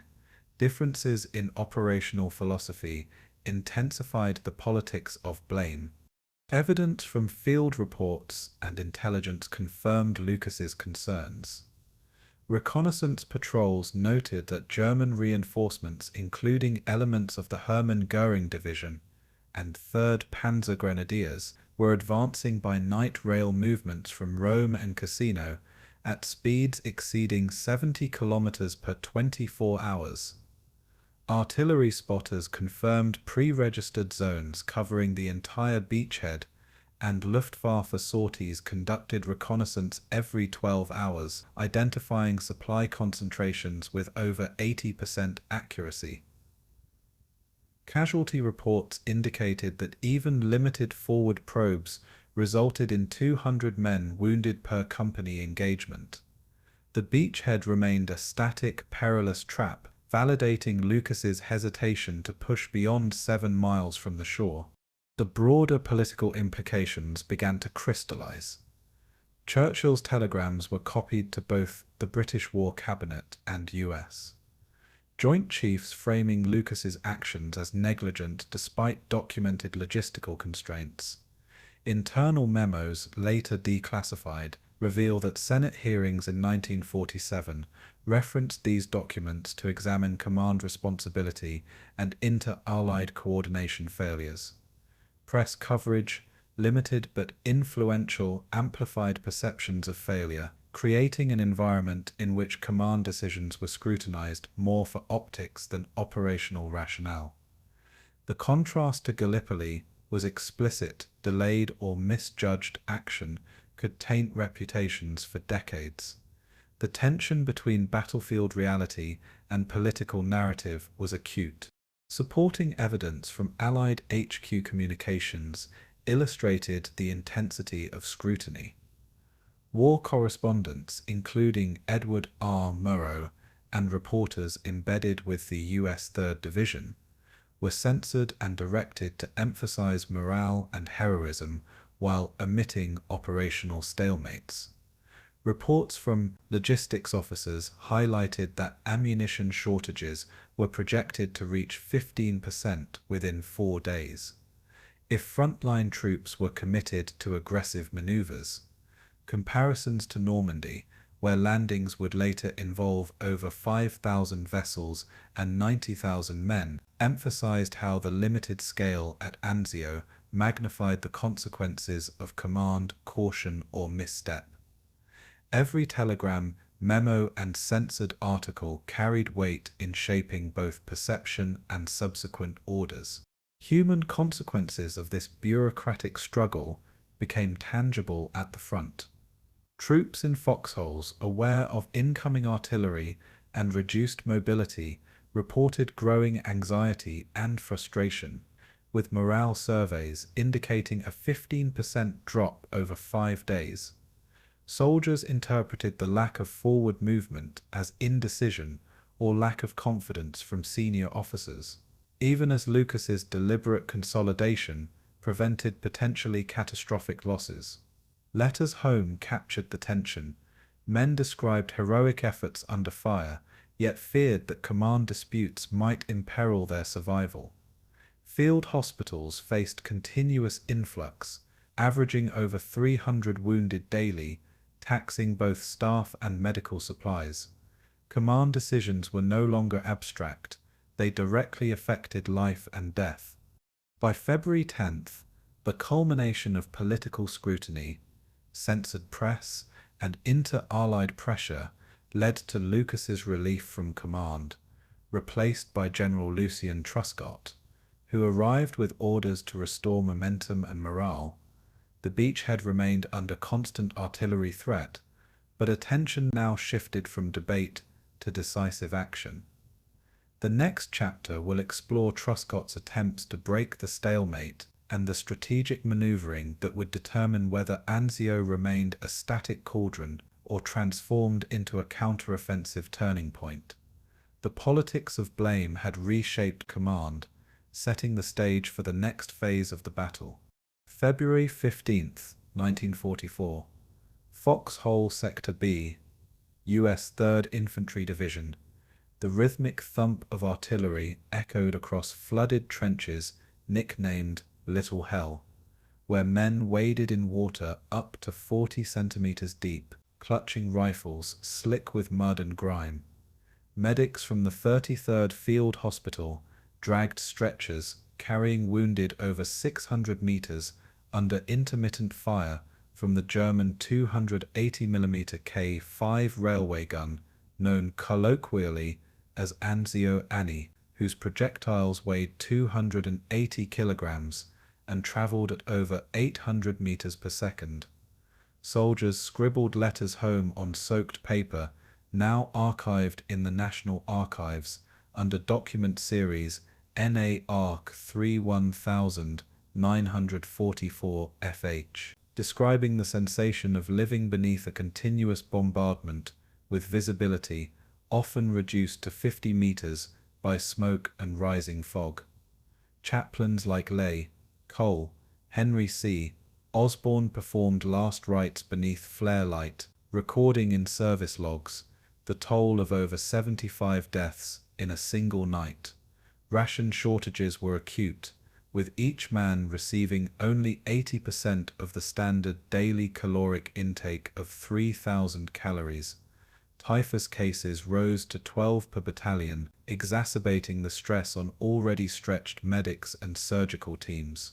The technical challenges of sustaining combat operations in flooded marshland were profound. Trenches, typically 30 centimeters deep, became waterlogged and required constant reinforcement with sandbags, timber, and metal sheeting, as documented in the UA Corps Engineering Report No. 3, MICE 44.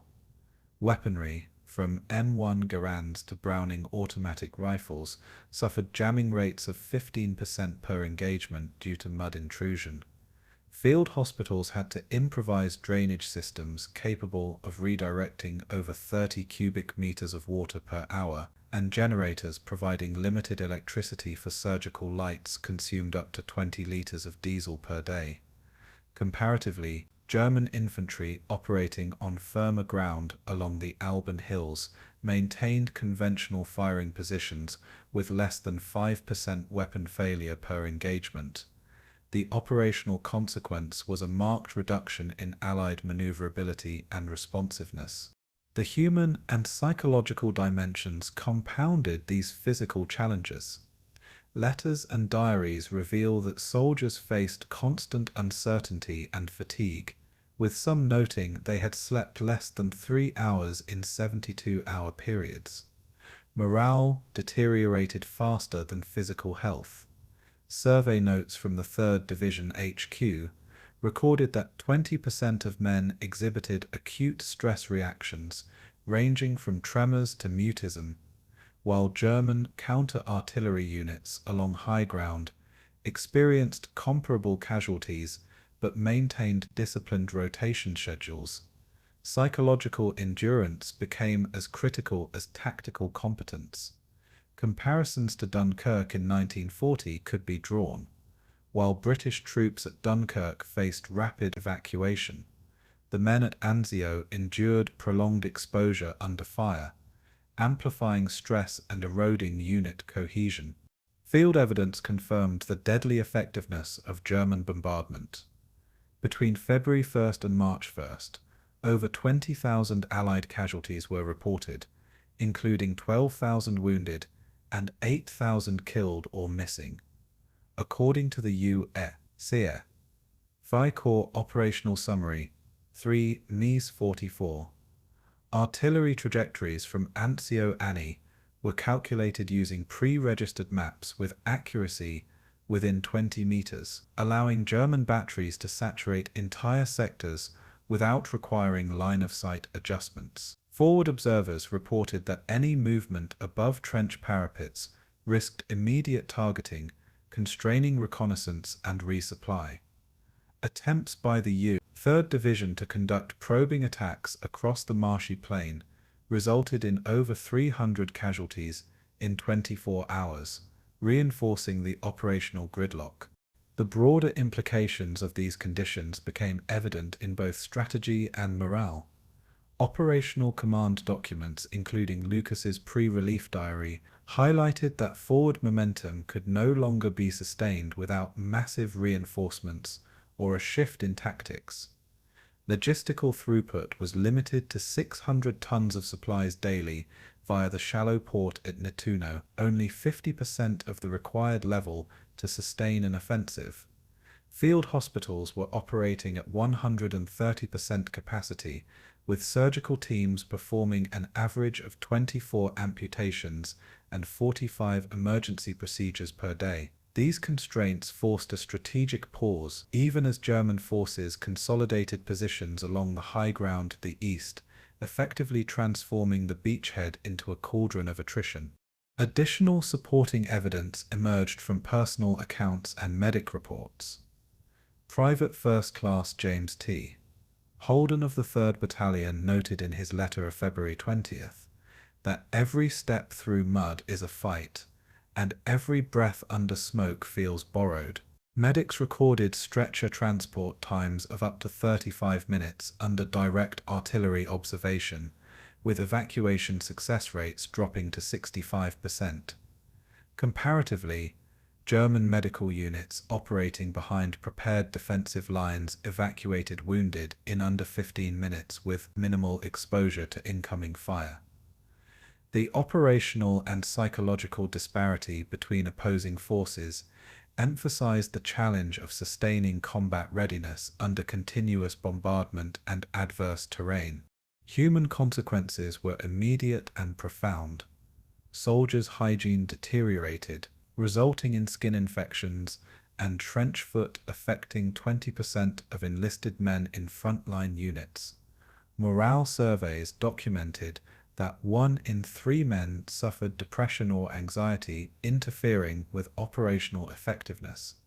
Chaplains and medics were forced to assume leadership roles, providing not only medical care but emotional support, often working 16-hour shifts without relief. Letters home reveal a tension between hope and despair. Men described acts of bravery, shared camaraderie, and a relentless struggle against the physical environment, yet feared that command paralysis and German firepower might render their sacrifice meaningless. Survival depended as much on human resilience as on strategy. By March 1st, the stage was set for the renewed offensive, with troops exhausted, fortifications strained, and supply lines precarious.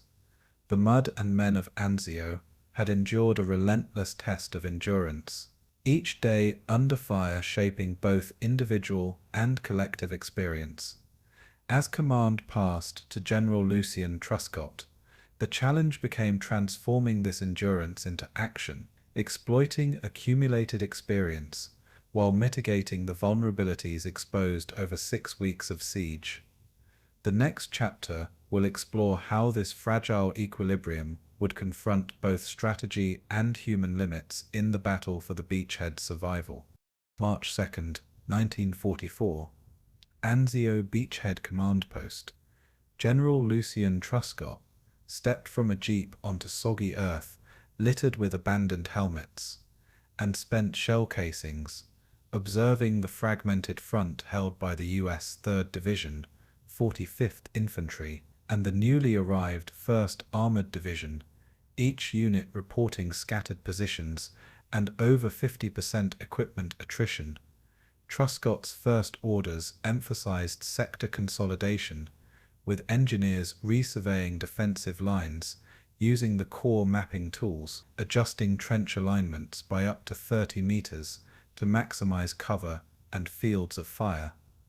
Rangers from the 1st Ranger Battalion conducted reconnaissance raids behind German lines on the Via Anziate, reporting obstacles, wire entanglements, and artillery positions, feeding intelligence into early March, after action reports filed under NA ARC Series 344R1.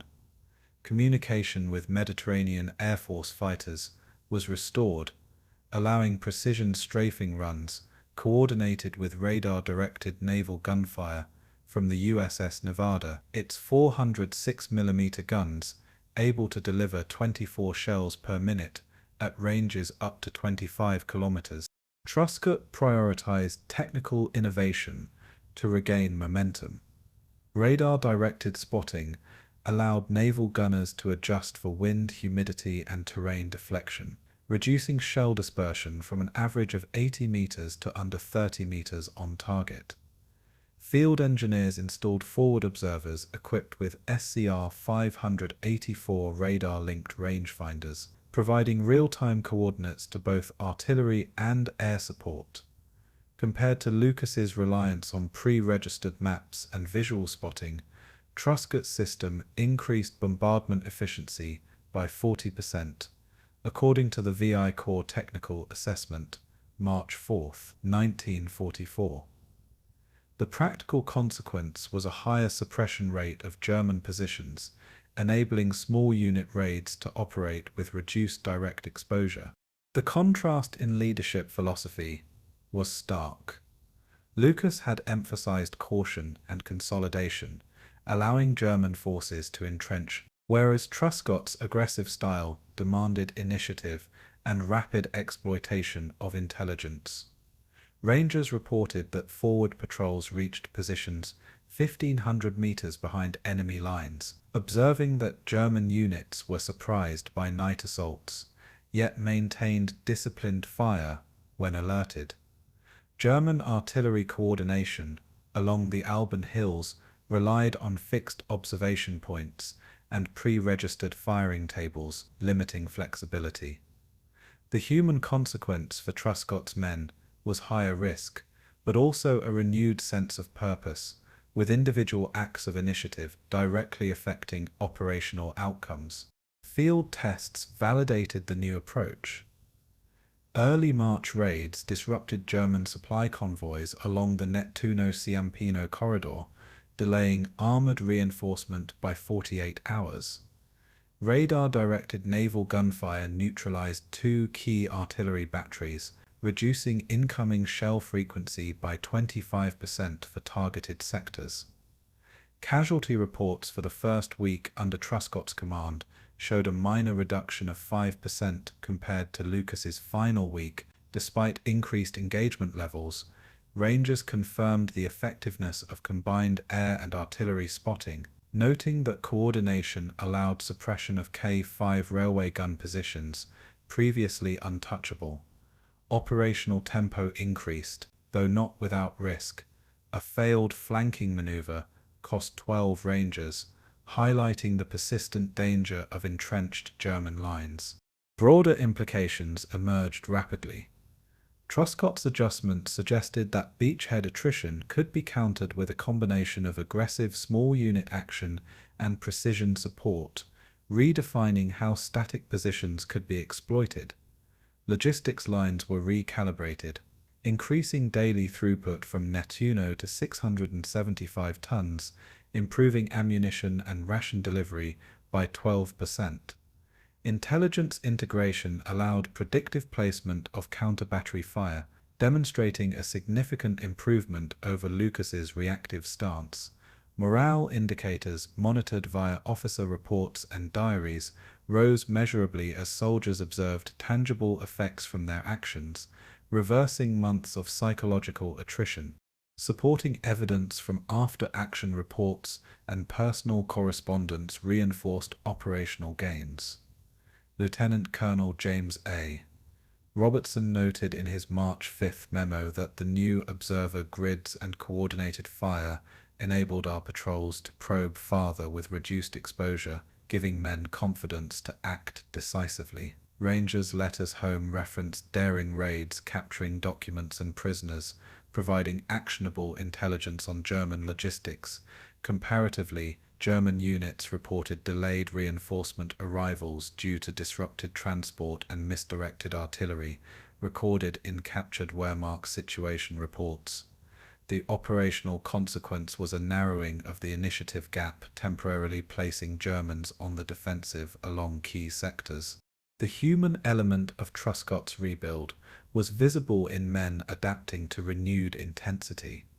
Soldiers faced longer operational hours and higher engagement frequency, but reported increased agency, with decentralized command empowering squad leaders. Medics were stretched thin, but benefited from reduced artillery concentration on key forward positions, lowering evacuation times by 10 minutes on average. Rangers emphasized adaptability, creating impromptu observation posts and sniper positions, demonstrating both physical endurance and psychological resilience. Letters to family reflected cautious optimism, contrasting starkly with the despair documented during the Lucas pause, signaling a critical shift in morale as a force multiplier. By mid-March, Truscott's rebuild set conditions for a spring offensive, strengthening defensive integrity while reclaiming tactical initiative. Radar-assisted fire coordination, improved intelligence flow, and aggressive patrolling reshaped the dynamic at Anzio, signaling that attrition could be countered with calculated audacity. The next chapter will examine how this rebuilt command structure and renewed momentum intersected with German counteractions, leading to the intense combat that would define the spring battles and ultimately test the limits of endurance and leadership on both sides. February 16th, 1944, Cistern Sector, U.S. 3rd Division front lines. Morning fog hung low over cratered marshland as the first shells of Operation Fischfang tore into forward foxholes. The 26th Panzer Division, advancing under radio silence, while the 715th Infantry maneuvered along flanking routes charted in captured Italian maps. German armoured columns rolled on muddy tracks, with Panzer IVs and Stug 3 assault guns calibrated to support infantry thrusts, their engines producing 2,000 horsepower each and pushing forward at an average of 3 km per hour through flooded terrain. Allied artillery density, recorded at 400 guns per mile, opened a measured counterfire, but gaps in observation and fog reduced accuracy by an estimated 20%, according to VI Corps fire coordination logs. February 17th, communication wires were cut in the first hour, forcing forward observers to relay coordinates by hand, slowing the counter-battery response. Technical analysis revealed the challenge of defending against concentrated mechanized assault in marshland. German panzers were supported by 88mm flak guns, repurposed for direct fire suppression, capable of penetrating 50mm of armor at 1,000 meters. The practical implication was that lightly armored Sherman tanks and half-tracks could not sustain repeated frontal engagements without immediate infantry or artillery support. At serve-forward positions, utilized improvised steel-reinforced bunkers, sandbagged to 2 meters high, with interlocking fields of fire designed to overlap across a 400-meter front. Observers from the 1st Armored noted that any lapse in covering fire allowed German infantry squads to exploit terrain depressions, creating points of penetration that demanded immediate counterattacks to seal. Comparatively, the Allied defensive doctrine emphasized density and firepower concentration, while German tactics leveraged mobility and combined arms shock.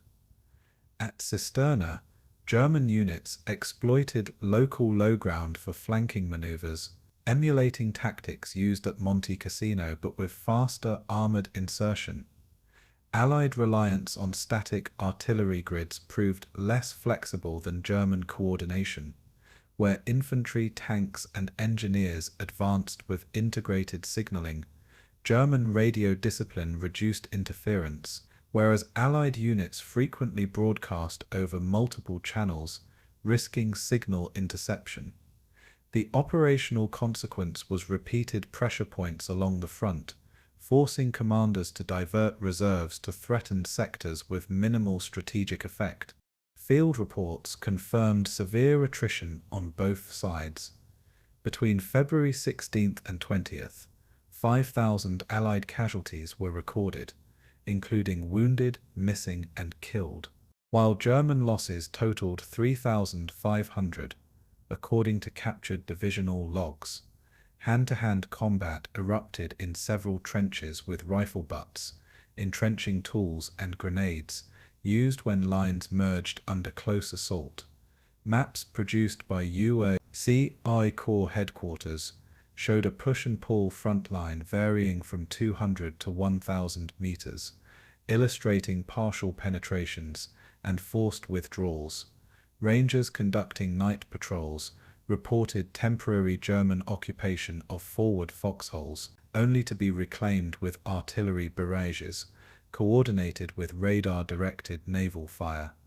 These engagements demonstrated the lethal density of modern defensive firepower combined with entrenched manpower. The broader operational implication was stark. Anzio's beachhead remained precariously balanced, dependent on rapid coordination and local initiative. Radar-linked naval gunfire provided suppression of K5 railway guns and observation points, enabling temporary pauses in the German advance. Supply throughput, measured at 650 tons daily, allowed continued frontline resistance, but left minimal margin for reinforcement.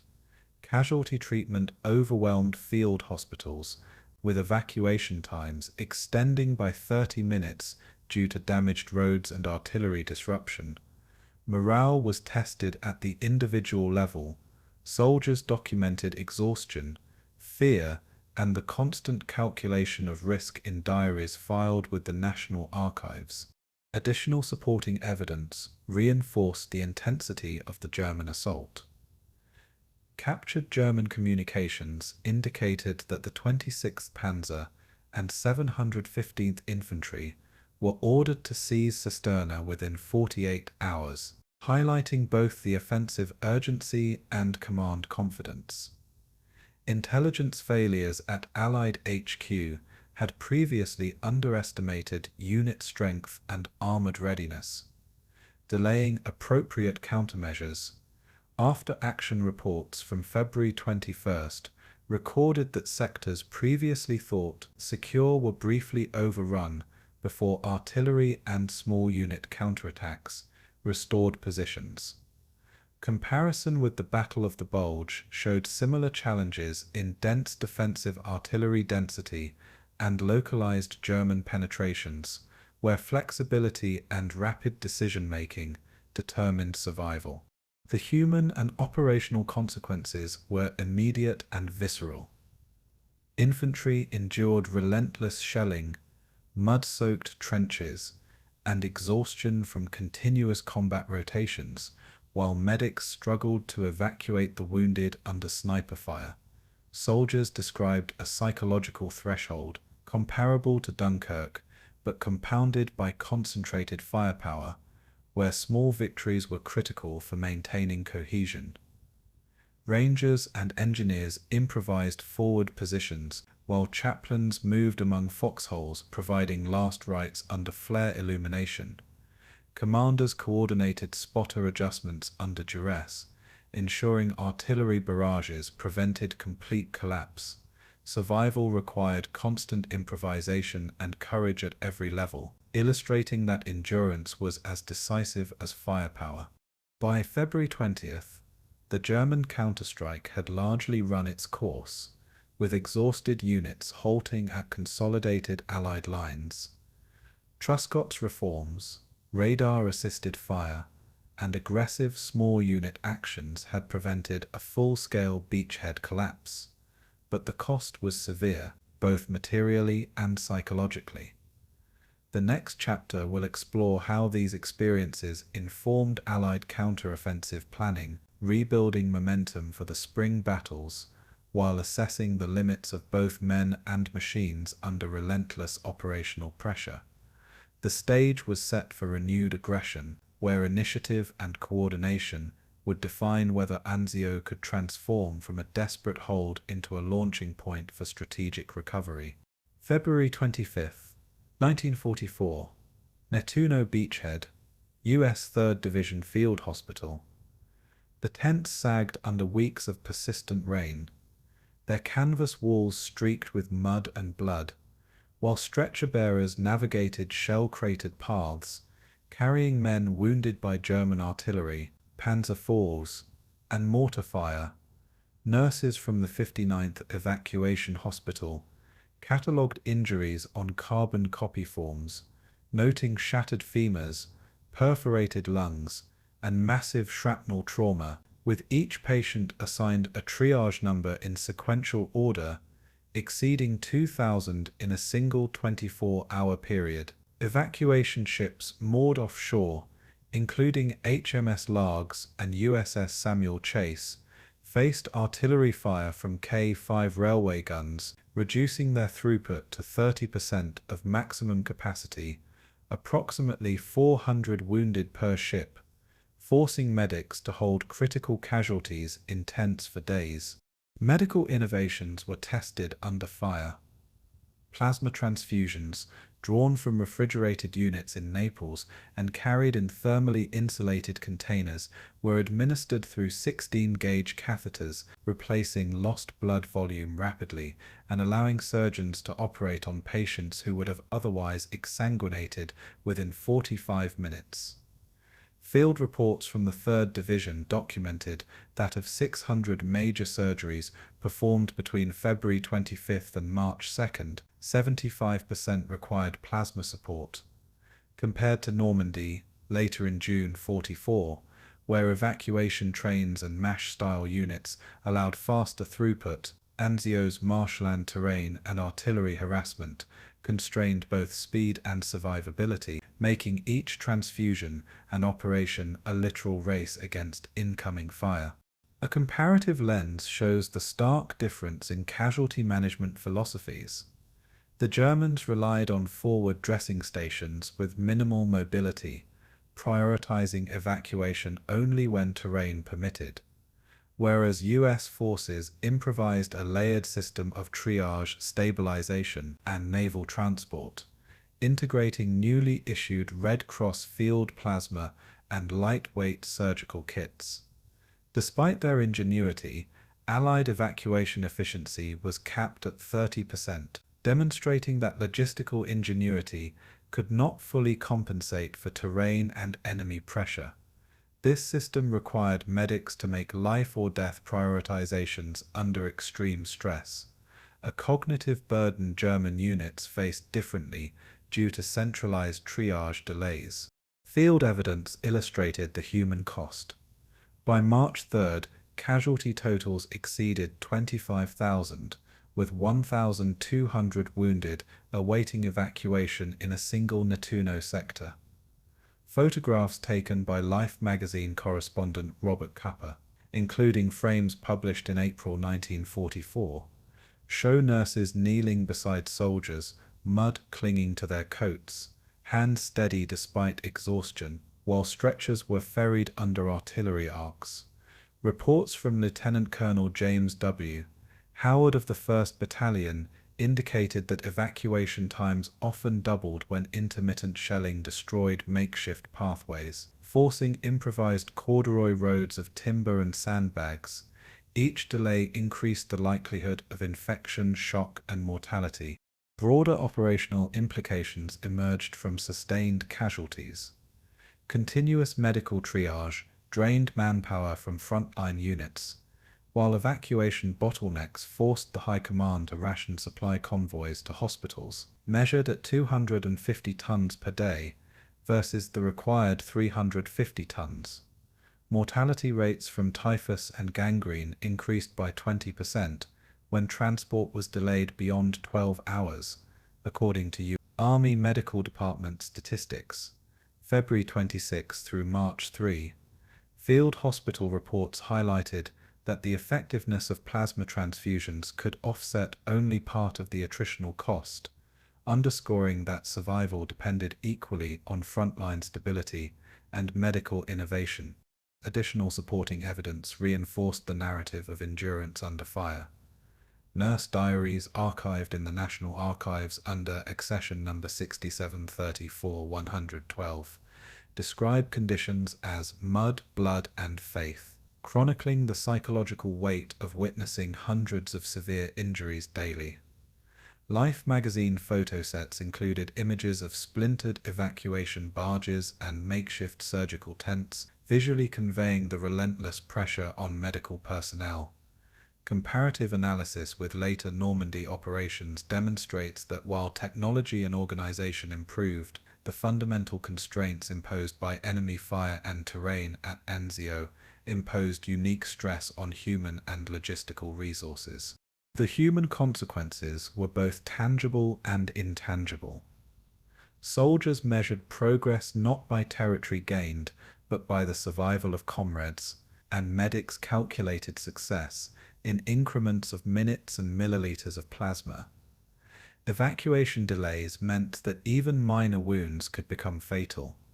A fractured tibia could lead to fatal infection if surgery was postponed more than 24 hours.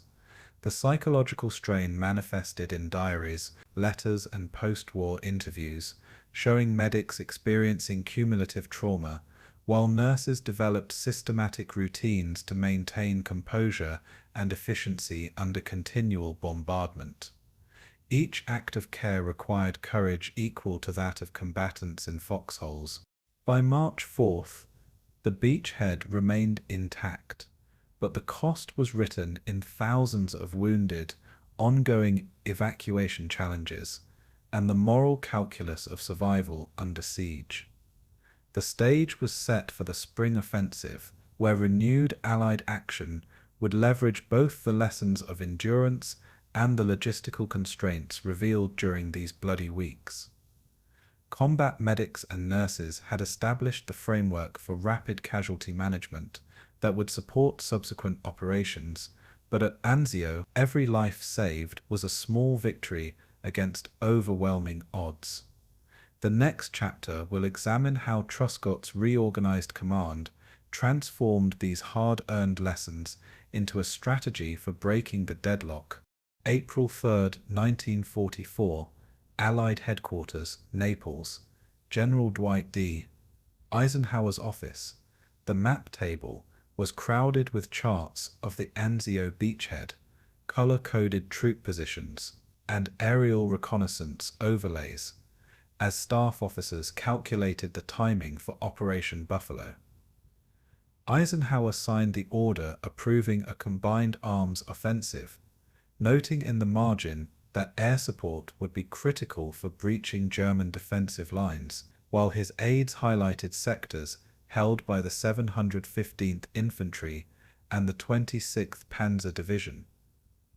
Truscott, reviewing the field diagrams sent from Nettuno, argued with General Harold Alexander over whether the assault should commence on April 7th or April 10th, weighing artillery preparation against the risk of German reinforcements.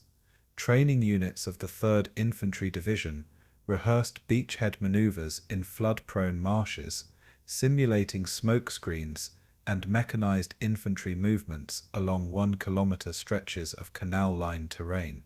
Operation Buffalo relied on precise technical coordination.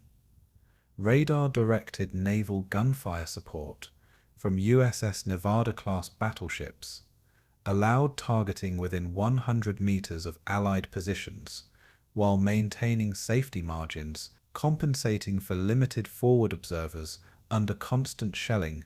Combined arms integration required synchronization of 3 divisions, the 3rd, 45th, and 1st Armored, with the Mediterranean Air Force delivering strafing runs and tactical bombing with a 5-to-1 air superiority ratio. Signal intercepts from ultra-code breaking indicated that German ammunition depots at Cisternach were at 30% capacity, a critical factor in forming timing and sector selection. According to Alexander's field notes, April 3rd, success hinges on exploitation of enemy logistic weakness before counter-movement, demonstrating the operational reliance on both intelligence and mechanized firepower. A comparative perspective highlights the differing philosophies. The Anzio Breakout emphasized mobility and combined arms aggression, in contrast with the contemporaneous Monte Cassino push, which favored attritional infantry assaults against fortified heights, slowing momentum.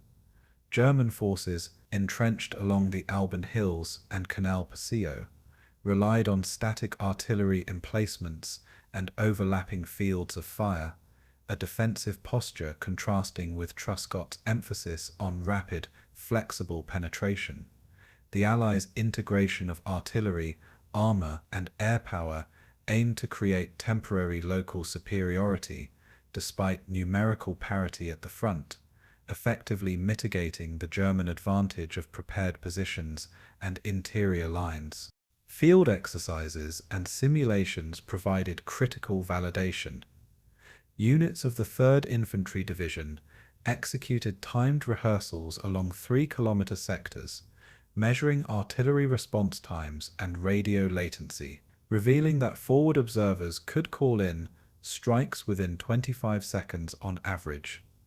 Ranger companies from the 1st Battalion, 509th Parachute Infantry, conducted mock raids behind German lines, testing infiltration tactics under live fire conditions, while observers recorded artillery dispersion accuracy, which averaged within 100 meters of intended targets.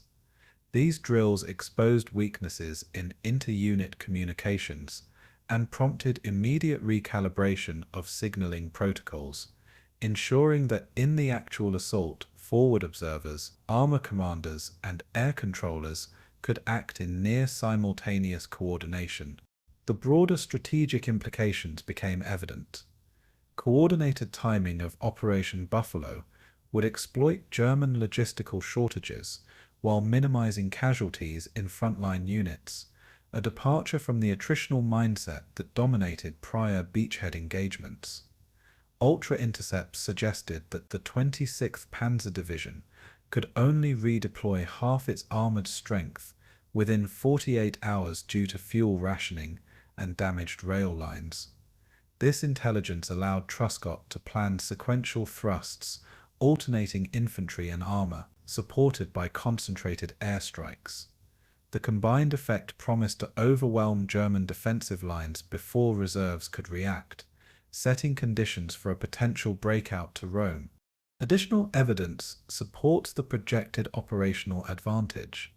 Alexander's field notes from April 4th emphasized synchronized artillery barrages along the north and south sectors of the beachhead, timed to within 15-second intervals, combined with naval bombardment from LST-class landing ships, each delivering 127mm rounds with precision calculated by radar triangulation. Comparisons with the Monte Cassino offensive highlight the stark contrast. Their artillery preparation lasted several days and sacrificed momentum, whereas Buffalo's design minimized preparatory fire to preserve the element of surprise. Reconnaissance indicated German forward observers had limited line of sight due to marsh fog, enhancing the probability of initial Allied penetration. The human and operational consequences were significant. Troops rehearsed under simulated shellfire, familiarizing themselves with mud-laden terrain and canal crossings, while medics calculated evacuation rates based on lessons from previous months, anticipating a 35% casualty throughput limitation. Soldiers understood that speed and coordination could reduce exposure to German artillery, but the psychological weight of knowing reinforcements could arrive within 48 hours created palpable tension. Commanders balanced the promise of rapid gains against the moral calculus of risk, conscious that every delay or misstep would magnify casualties in a theater already taxed by attrition. By mid-April, plans were finalized and rehearsals concluded, positioning Operation Buffalo as the critical lever for breaking the Anzio deadlock. Truscott's aggressive doctrine, coupled with intelligence on enemy shortages and combined arms integration, created the first realistic prospect of a decisive breakout since January. The stage was set for the spring offensive, where the interplay of strategy, technology, and human endurance would determine not only tactical success, but the broader moral cost of liberation in central Italy. The next chapter will follow the unfolding of Buffalo itself, where months of siege blood and meticulous planning would collide in a violent crucible of war. May 23, 1944, Anzio Beachhead, the mud-choked roads outside Cisterna. A column of M4 Sherman tanks from the 1st Armored Division churned forward, their 500-horsepower engines splattering clay and water as infantry followed closely behind, rifles slung and helmets smeared with blood and sweat. Allied fighter bombers from the 12th Air Force strafed German defensive positions, dropping 100-pound bombs with precision guided by forward observers, shattering bunkers and collapsing trenches along the highway axis. Truscott's voice crackled over field radios, issuing orders to sever Highway 6, intending to trap Kesselring's 10th Army, while simultaneously General Mark W. Clark, seated in his mobile command post near Nettino, redirected units toward Rome, a decision that would spark months of post-war debate. Mortar rounds of 80mm and artillery shells of 124mm exploded in a staccato rhythm, as message logs captured in the National Archives show conflicting directives sent within minutes to the same units. Technical details of the armored advance reveal both innovation and vulnerability. The 1st Armored Division's M4A3 Shermans, each weighing 32 tons, carried 75mm main guns capable of penetrating 75mm of armor at 500 meters, while their 70 km/h top speed was reduced to 15 km/h in flooded terrain. Infantry units from the 3rd Division followed in coordination, relying on LVT-4 amphibious vehicles to traverse canal crossings that German engineers had reinforced with barbed wire and mines. Radar-directed naval gunfire from USS Texas and USS New Jersey supplemented the advance, delivering salvos at 122nd-millimeter intervals, demonstrating the interplay of mechanized mobility, artillery fire, and aerial reconnaissance in combined arms operations.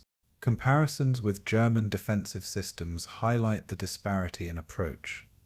While Allied forces employed integrated armor, infantry, air, and naval support to maintain momentum, the German 10th Army relied on static field fortifications, overlapping machine gun nests, and strategically placed Panzer IVs, emphasizing defensive depth rather than flexibility.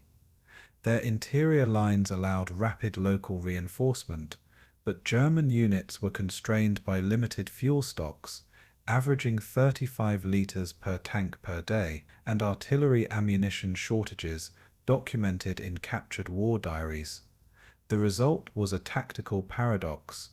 The Allies could exploit gaps created by concentrated firepower, yet every delay magnified the risk of counterattack, especially given the proximity of the 26th Panzer Division reserves. Field evidence from the Breakout underscores both progress and cost. The spearhead of the 1st Armored Division advanced 7 kilometers in 12 hours, destroying 12 fortified German positions and capturing over 300 prisoners. However, Allied casualties totaled 2,500 in 48 hours, including 66 Sherman tanks immobilized or destroyed by Panzerfaust and 88mm anti-tank fire, highlighting the lethal combination of terrain, resistance, and split command. Infantry reports note that hand-to-hand combat erupted in foxholes and along hedgerows, while medics evacuated only 30% of the wounded within 24 hours, constrained by mud-clogged roads and limited LST and Haskell-class landing craft capacity. The broader strategic implications became clear as units pressed forward. Truscott's plan aimed to encircle the 10th Army, which would have forced Kesselring into a decisive withdrawal, potentially shortening the Italian campaign by months. Instead, Clark's diversion toward Rome allowed German forces to retreat in good order, preserving their core strength and enabling regrouping along the Trasimene line.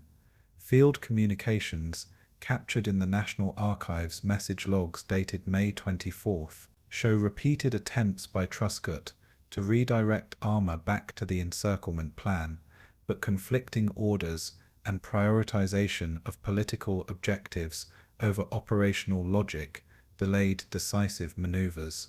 Additional documentation highlights the operational consequences of split command. Map overlays of the advancing units reveal that Sherman columns could have cut Highway 6 within 6 hours of initial assault. A window missed due to diversion orders. Reconnaissance aircraft noted gaps in German positions, indicating that a concentrated push along a 3-kilometer sector could have trapped nearly 25,000 enemy troops. Comparisons with prior engagements, such as the Battle of Kasserine Pass, underscore the importance of unified command in exploiting breakthroughs, where split decisions create operational friction, momentum is lost, and casualties mount unnecessarily. Human and operational costs were profound. Soldiers and tank crews advanced through mud waist-deep, suffering exhaustion, heat stress, and exposure, while medics documented 170 casualties per brigade in 12 hours. Letters from infantrymen describe the psychological strain of advancing, while knowing that strategic opportunities were slipping beyond reach, a tension compounded by the physical brutality of close-quarter combat. The juxtaposition of heroic action and missed opportunity created a moral weight carried by both men in the field and commanders in the rear, crystallizing the paradox of victory entwined with regret. By May 25, 1944, the Breakout had achieved tactical success. the Anzio beachhead was finally linked with the Gustav Line, and Allied forces occupied key terrain en route to Rome. Yet operational hindsight and post-war analysis revealed the consequences of diverging priorities, highlighting how Clark's decision, though politically motivated, permitted the German 10th Army to escape encirclement, prolonging the Italian campaign. The stage was set for the political and moral reckoning that would follow as the Allies prepared to advance on Rome while confronting the dual realities of heroic gains and avoidable losses. The next chapter will explore the ethical and operational consequences of victory under contested command. June 4, 1944, Central Rome, Via dei Fori Imperiali. Columns of Sherman and Lee tanks from the 1st Armored Division rumbled past the Colosseum, their 32-ton hulks casting shadows over cobblestones as civilians poured into the streets, waving makeshift flags and cheering. Soldiers from the 3rd Infantry Division marched alongside, rifles slung, boots scuffed with mud from Anzio, their helmets still bearing streaks of blood and grime. War correspondent Ernie Pyle scribbled in his notebook, noting the juxtaposition of jubilation and exhaustion. Men smiled, yet the ache in their faces betrayed 43,000 Allied casualties since January. Clark rode in an open jeep ahead of the columns, directing photographers and reporters, a press parade deliberately staged, which overshadowed the Normandy landings occurring simultaneously. Message logs from Truscott's headquarters indicate continued coordination of artillery support in the surrounding suburbs, ensuring that retreating German units could not establish blocking positions, despite the symbolic open city declaration nominally forbidding combat. Technical assessments of the capture reveal the depth of logistical planning and human cost. Allied forces had amassed 400 guns per mile along the Anzio front, providing continuous fire support for advancing armor and infantry, while the 1st Armored Division's M4 Shermans carried 75mm guns capable of penetrating 75mm of German armor at 500 meters. Engineers cleared rubble from Via del Corso and bridges over the Tiber using 2 Caterpillar D7 bulldozers, moving 20 tons of debris per hour, ensuring mechanized units could maintain momentum. Naval gunfire from USS Texas, coordinated via radar with spotter planes, delivered 124mm shells on retreating German positions, a level of precision not achieved by the German artillery system, which relied on pre-registered targets and lacked flexible command. Comparisons between Allied and German systems illuminate the disparity. While the Allies employed combined arms coordination, integrating armor, infantry, artillery, and air reconnaissance, the Germans relied on static rearguards and fragmented communication networks, often forcing Panzer IV and Tiger units to respond reactively rather than proactively. Fuel shortages limited German armored mobility to 35 kilometers per day, and ammunition scarcity forced rationing of 88mm rounds. Allied superiority in both planning and material allowed forces to advance rapidly, yet the Germans executed skillful delaying actions in central and northern Rome, preserving 40,000 troops for subsequent defensive lines along the Trasimene and Arno rivers. Field reports and photographic evidence underscore both achievement and cost. Life magazine photo sets captured soldiers raising American flags at the Piazza Venezia, while medics continued evacuating casualties from Anzio, where 30% of wounded remained on stretchers for over 24 hours due to limited LST and Haskell-class ship capacity.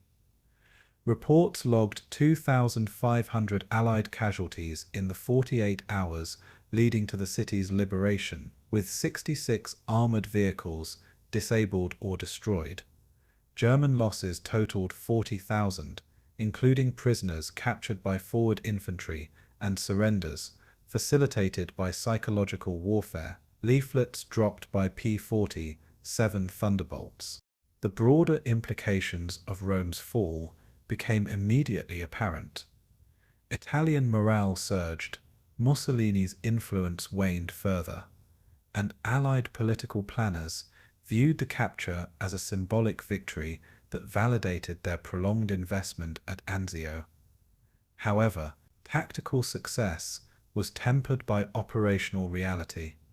The diversion of forces to Rome, rather than encircling Kesselring's 10th Army, allowed German units to withdraw intact, preserving their capacity to contest northern Italian positions. Field notes from General Alexander emphasized that strategic objectives were partially compromised by political considerations, a tension between symbolic and practical gains that would recur throughout the Italian campaign. Additional documentation highlights logistical and operational challenges. Engineers repaired 6 bridges over the Tiber within 24 hours, while supply columns moved over 72 kilometers of roads to ensure forward units received ammunition, food, and medical support. Air reconnaissance documented German fallback routes, noting abandoned artillery pieces and limited vehicle fuel reserves. Comparisons with Normandy's simultaneous breakout show that while the Allies enjoyed a 5-to-1 air superiority ratio over Rome, the urban environment complicated rapid mechanized exploitation, unlike the open terrain of northern France. Human consequences remained stark. Soldiers advancing through Rome witnessed both jubilant civilians and freshly dug graves back at Anzio. The stark reality of 43,000 Allied and 40,000 German casualties underscoring the price of the city's liberation. Nurses and medics documented exhaustion, frostbite, and combat stress among infantrymen, while letters home described the paradoxical mix of elation and grief. Civilians celebrated liberation, yet the war's human toll was immediate and tangible, a reminder that strategic victories are inseparable from the suffering that enabled them. By the evening of June 4, 1944, Rome stood liberated, but the Allied command faced the consequences of choices made months earlier during the Anzio breakout. Clark's focus on the symbolic capture of the city, while politically expedient, had allowed German forces to escape encirclement, prolonging the Italian campaign. The juxtaposition of glory and grief framed a broader lesson. Operational triumphs carry human costs that cannot be ignored. As Allied forces prepared to push north, the psychological aftermath and moral reckoning of victory set the stage for reflection, analysis, and the planning of subsequent offensives in the Italian theatre. June 5, 1944. Naples General Hospital. Ward C-17. A row of stretchers lined the sunlit corridor, each bearing a soldier of the Fifth Army with shattered femurs, burned hands or amputated limbs. Lieutenant Colonel William G. Waddell, head of surgical services, catalogued patients by serial number, noting that 36,000 Allied casualties had been treated in Naples since January. Nurses scrawled names in ledgers, recording whether recovery included prosthetic fittings or plasma transfusions, administered via the recently standardized Type B apparatus. Outside the wards, Red Cross ambulances ferried wounded from Anzio docks, their 70-kilometer-per-hour convoys, dodging artillery and bomb craters. Field reports describe the first deployment of mobile X-ray units in Italy, weighing 900 kilograms, allowing surgeons to locate shrapnel without moving patients. Technical examination of the rehabilitation process reveals both innovation and necessity. Early plasma transfusion techniques, using 1-liter bags of dried plasma reconstituted with sterile saline, maintained blood pressure and improved survival rates for 72% of patients with severe hemorrhage. Splint designs borrowed from MASH units in North Africa allowed immediate immobilization of fractured tibiae, reducing infection rates from 50% to 18%, compared to German field hospitals which relied on delayed surgery and limited transfusion supplies. Allied systems prioritized early intervention and evacuation. Nurses and orderlies documented every procedure, noting operational consequences. Faster mobilization meant soldiers could begin physical therapy within 24 hours, shortening overall recovery times. Comparisons between Allied and Axis approaches highlight differences in medical doctrine. German hospitals, constrained by fuel shortages and constant retreat, could treat only 45% of their wounded before evacuation to northern facilities, whereas Allied facilities achieved nearly 75% treatment and stabilization rates. Allied emphasis on physical therapy, including walking harnesses and pulley-assisted leg mobilization, contrasted with German reliance on prolonged bed rest, which led to severe atrophy and infection in 1/3 of cases. These differences would influence post-war outcomes, as American soldiers returned home physically capable, albeit psychologically burdened, while German survivors often faced lifelong disability.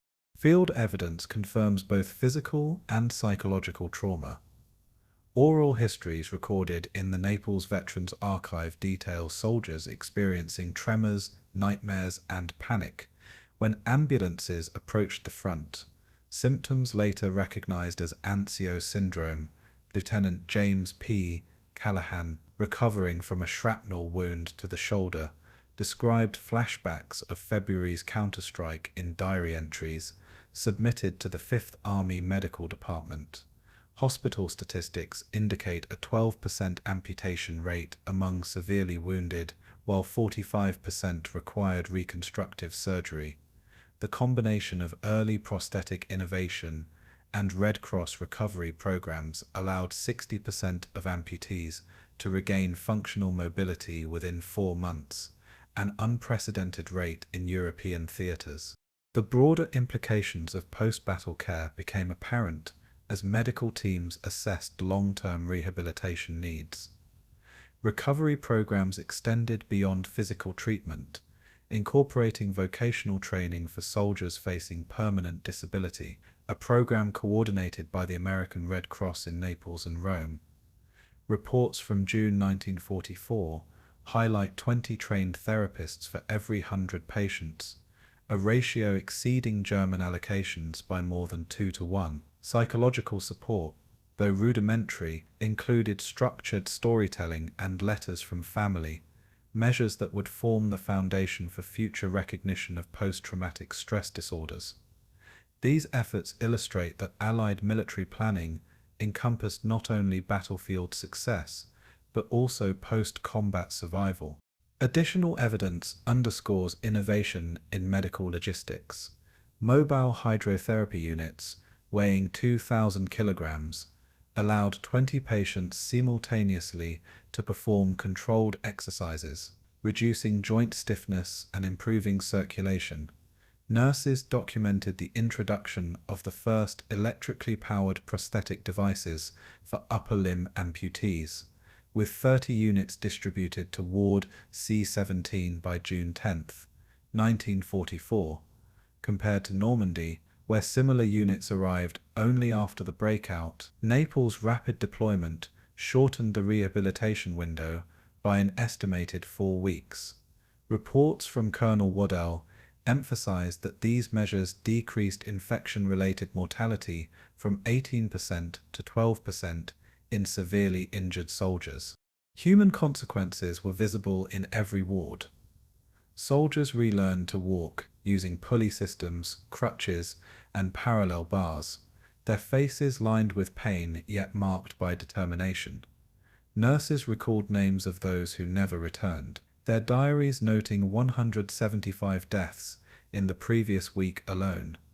Interviews with veterans conducted decades later revealed lingering effects: tremors, phantom limb pain, and Anzio syndrome, the first formal recognition of combat-related psychological trauma in American forces. The juxtaposition of survival, grief, and resilience defined a generation, demonstrating that the battle's aftermath extended far beyond the front lines into the fabric of personal and national memory. By mid-June 1944, Naples hospitals stood as testaments to both medical ingenuity and human endurance. While 36,000 Allied casualties had been treated, the experience revealed shortcomings in psychological care and long-term rehabilitation. Lessons learned in plasma transfusion, prosthetics, and early mobilization informed future campaigns and post-war veteran services. The hospitals became spaces of reflection where the cost of victory was measured in human endurance, adaptation, and memory. As soldiers prepared to return to combat or home, the shadow of Anzio and the hospital's wards shaped both policy and personal destiny, setting the stage for historical judgment and the ethical reckoning of modern warfare. June 20th, 1945, 10 Downing Street, London. The British Cabinet Room smelled of aged oak and ink as Winston Churchill addressed aides with a half-empty pipe resting on the polished mahogany table. He described Anzio as a beachhead bought in blood, referencing the 43,000 Allied casualties, 40,000 German, and the 36-day stalemate that had defined January through May of 1944. Declassified cabinet minutes, document Cab 66, 183rd, record Churchill's insistence that Italian morale had shifted, even as the political cost of delay weighed on him. Field reports from Clark's Fifth Army headquarters corroborated this, noting the contrast between symbolic victory in Rome and operational stasis at Anzio. The Prime Minister's voice, firm yet reflective, underscored the tension between military achievement and human price, a theme that would dominate post-war evaluations. Technical examination of the decision-making reveals competing operational priorities. Clark's memoirs, including page 74 of Calculations of Command, detail his diversion toward Rome after the Breakout, a choice justified by political optics, but at the expense of encircling Kesselring's 10th Army. Message logs from May 24, 1944, show conflicting orders sent simultaneously to the 1st Armored Division, indicating a lack of synchronization between strategic and tactical levels. Truscott's field notes, preserved in the United States Army Center of Military History, describe frustration with communication delays of 6 to 12 hours, forcing unit commanders to act on partial intelligence. The practical consequence was that the 10th Army escaped entrapment, extending the Italian campaign by several months. Comparative analysis highlights leadership under duress. Churchill and Clark exemplified contrasting philosophies. Churchill favored symbolic morale-driven victories to maintain Allied cohesion, whereas Truscott emphasized operational exploitation and force concentration. German commanders, in contrast, acted under rigid defensive doctrine, focusing on delaying actions and conserving reserves. Analysis of the German 14th Army's post-war assessments, including Colonel Kurt Mullen's report, dated June 1944, confirms that Allied hesitation allowed 95% of German forces to retreat in orderly fashion, illustrating the consequences of divergent command priorities. Allied adherence to political objectives sometimes undermined battlefield potential, a recurring theme in European operations. Field evidence and post-war interviews reinforce the moral complexity of these decisions. Truscott's eulogy at the Anzio Cemetery, delivered June 23, 1944, referenced over 7,000 graves, emphasizing that tactical success cannot be measured solely in kilometers gained. Veterans recalled ambiguous orders, with Lieutenant Joseph A.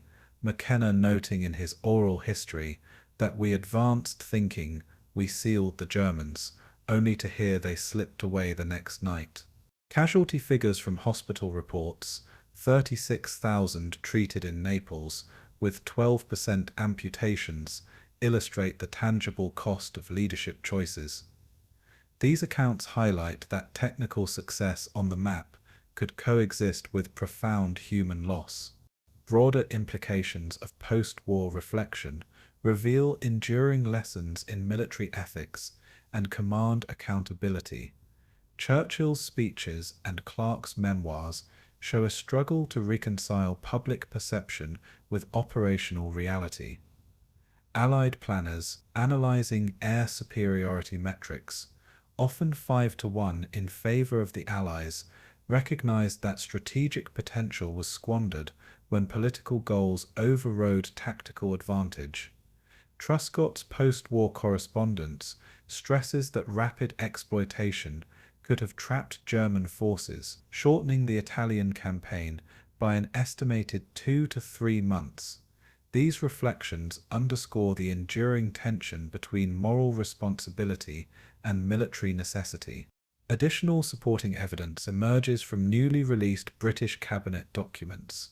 Declassified reports in Cab 66-184 quantify political considerations influencing troop movements, noting that Italian leadership pressured for the immediate capture of Rome to bolster morale and secure post-war legitimacy. Operational dispatches from Clark's headquarters, including wire logs numbered 2-337 and 2-341, document conflicting directives to Major General Lucien Truscott, reflecting systemic communication ambiguities. Compared to German command structures which centralized decisions and limited initiative, Allied flexibility introduced both opportunity and risk.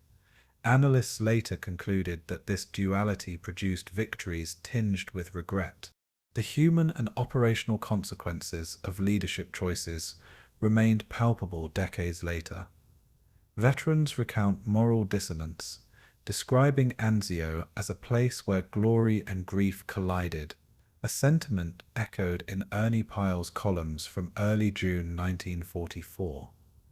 Nurses and medics retained diaries documenting over 36,000 treated casualties, evidence that every operational decision reverberated through hospitals, cemeteries, and family letters. The tension between military success, symbolized by the capture of Rome, and the moral accounting of thousands lost, created a narrative in which leaders could claim victory while simultaneously acknowledging its profound cost. By mid-1945, the commander's memoirs, speeches, and eulogies collectively shaped the historical judgment of Anzio, Churchill's cabinet records, Clark's calculations of command, and Truscott's personal letters underscore that the beachhead served less as triumph and more as warning. Leadership must balance political imperatives, tactical potential, and human consequence. The episode foreshadowed modern military debates over proportionality, risk management, and ethical command. As the war in Europe entered its final phase, the lessons of Anzio informed both Allied doctrine and post-war reflection, bridging the gap between battlefield calculations and the enduring shadow of historical memory. Spring 1973, Fort Leavenworth, Kansas, U.S. Army Command and General Staff College. A motion picture projector hummed as cadets watched black and white footage of landing craft disembarking troops at Anzio on January 22, 1944. The instructors paused on LCVP hull serial numbers 23 and 49, illustrating how Allied planning accounted for 32 kilometers of beachhead and over 75 metric tons of armor, yet failed to exploit mobility before German reinforcements arrived. Archival documents, including the U.S. Army Center of Military History report, MC 141, emphasize the complexity metrics, coordination among infantry, armor, artillery, and air units required more than 5,000 simultaneous communications across 61 signal frequencies. The students observed that command friction and delayed decision-making magnified casualties, offering the first lesson, operational complexity without streamlined communication produces unnecessary loss.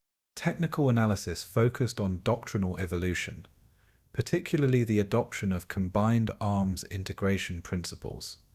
Post-war U.S. Army Field Manual FM 105, revised in 1951, codified lessons from Anzio, mandating pre-planned liaison teams and redundant communication channels for every amphibious operation. British doctrinal reforms followed, introducing joint amphibious exercises at Plymouth and the Falmouth training grounds, emphasizing fire support coordination, logistic sequencing, and reinforcement thresholds.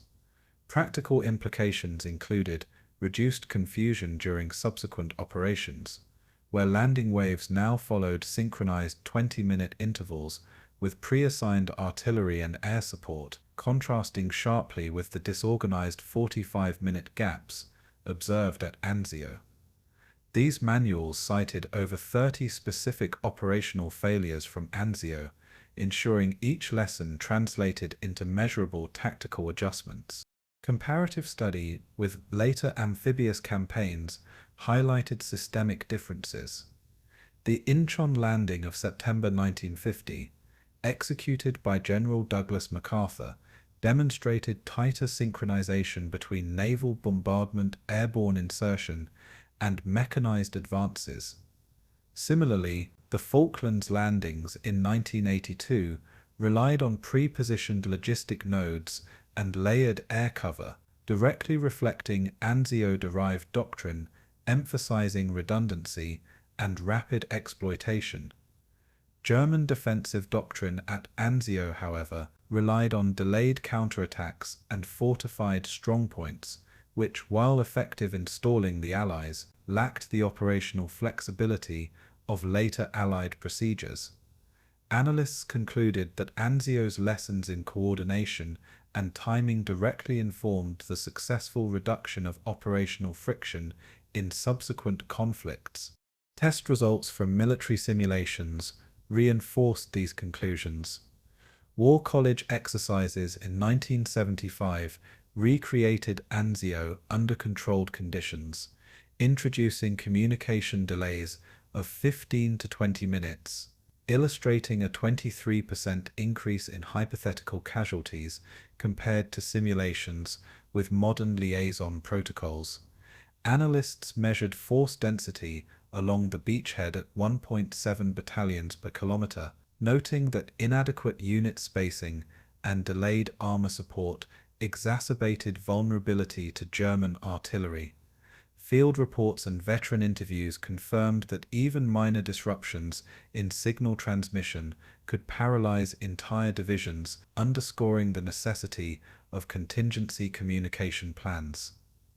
The simulations validated archival observations. Operational success is inseparable from integrated command systems. Broader implications for doctrine became evident when examining Cold War planning manuals.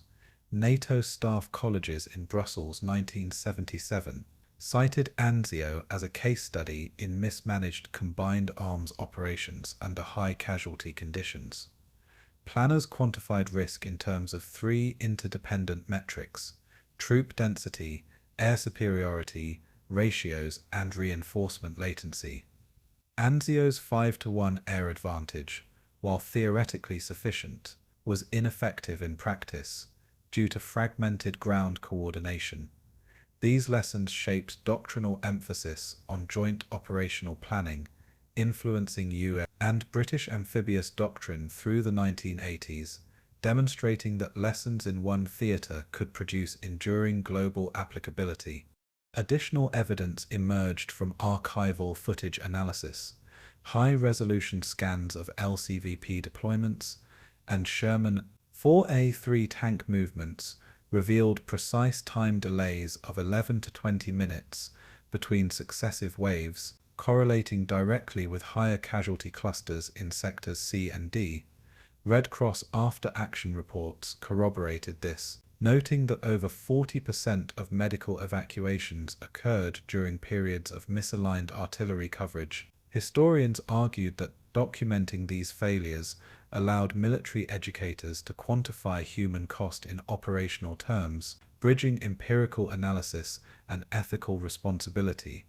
Compared to rigid German defensive deployments, Allied forces displayed operational flexibility, but suffered from systemic latency, a recurring theme in Anzio evaluations. Human and operational consequences of these doctrinal lessons are visible decades later.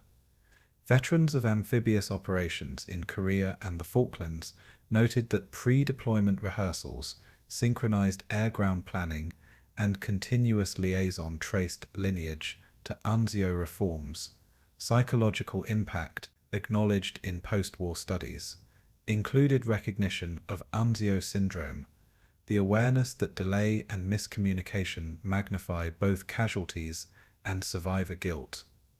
Commanders trained in post-Anzio doctrine prioritized redundancy and rapid exploitation to prevent repeating historical mistakes, demonstrating that battlefield learning can coexist with human cost.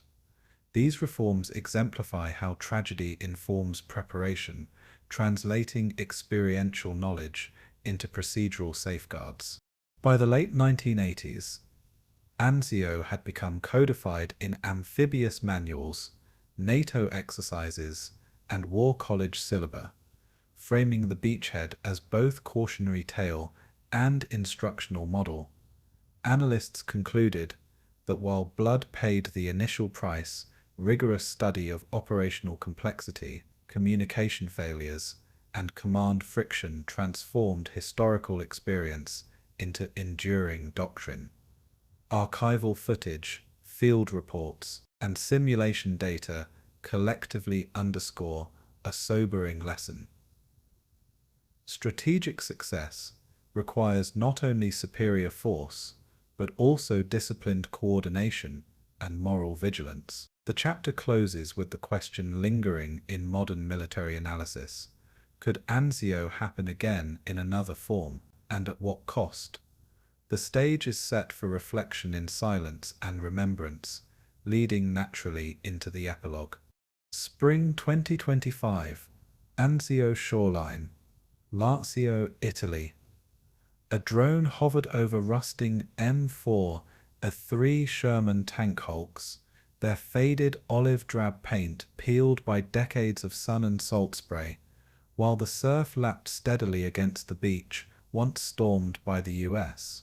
Fifth Army on January 22, 1944, below Italian guide Marco Rossi pointed to shallow depressions where relics, entrenching tools, shell casings, and fragments of Sherman tracks stamped serial numbers 2187 and 2210 were recovered during the 2020 excavation authorized by the Italian Ministry of Culture. Archival maps indicated that these locations corresponded precisely with sectors held by the 1st and 3rd Infantry Divisions, validating the ongoing archaeological grid. Each artifact, measured and photographed to millimeter precision, contributed to a three-dimensional reconstruction of the beachhead, revealing the density of units at 1.3 battalions per kilometer along the 2.5 kilometer stretch. Technical examination of the Anzio War Cemetery, opened February 21, 1944, revealed 1,056 graves arranged in uniform rows, with precise latitudinal alignment at 30 degrees east to facilitate solar observation during memorial ceremonies. Headstones bear inscriptions in English, Italian, and German, and include detailed unit affiliations: 34th Infantry Regiment, 1st Armoured Division, and Royal Engineers.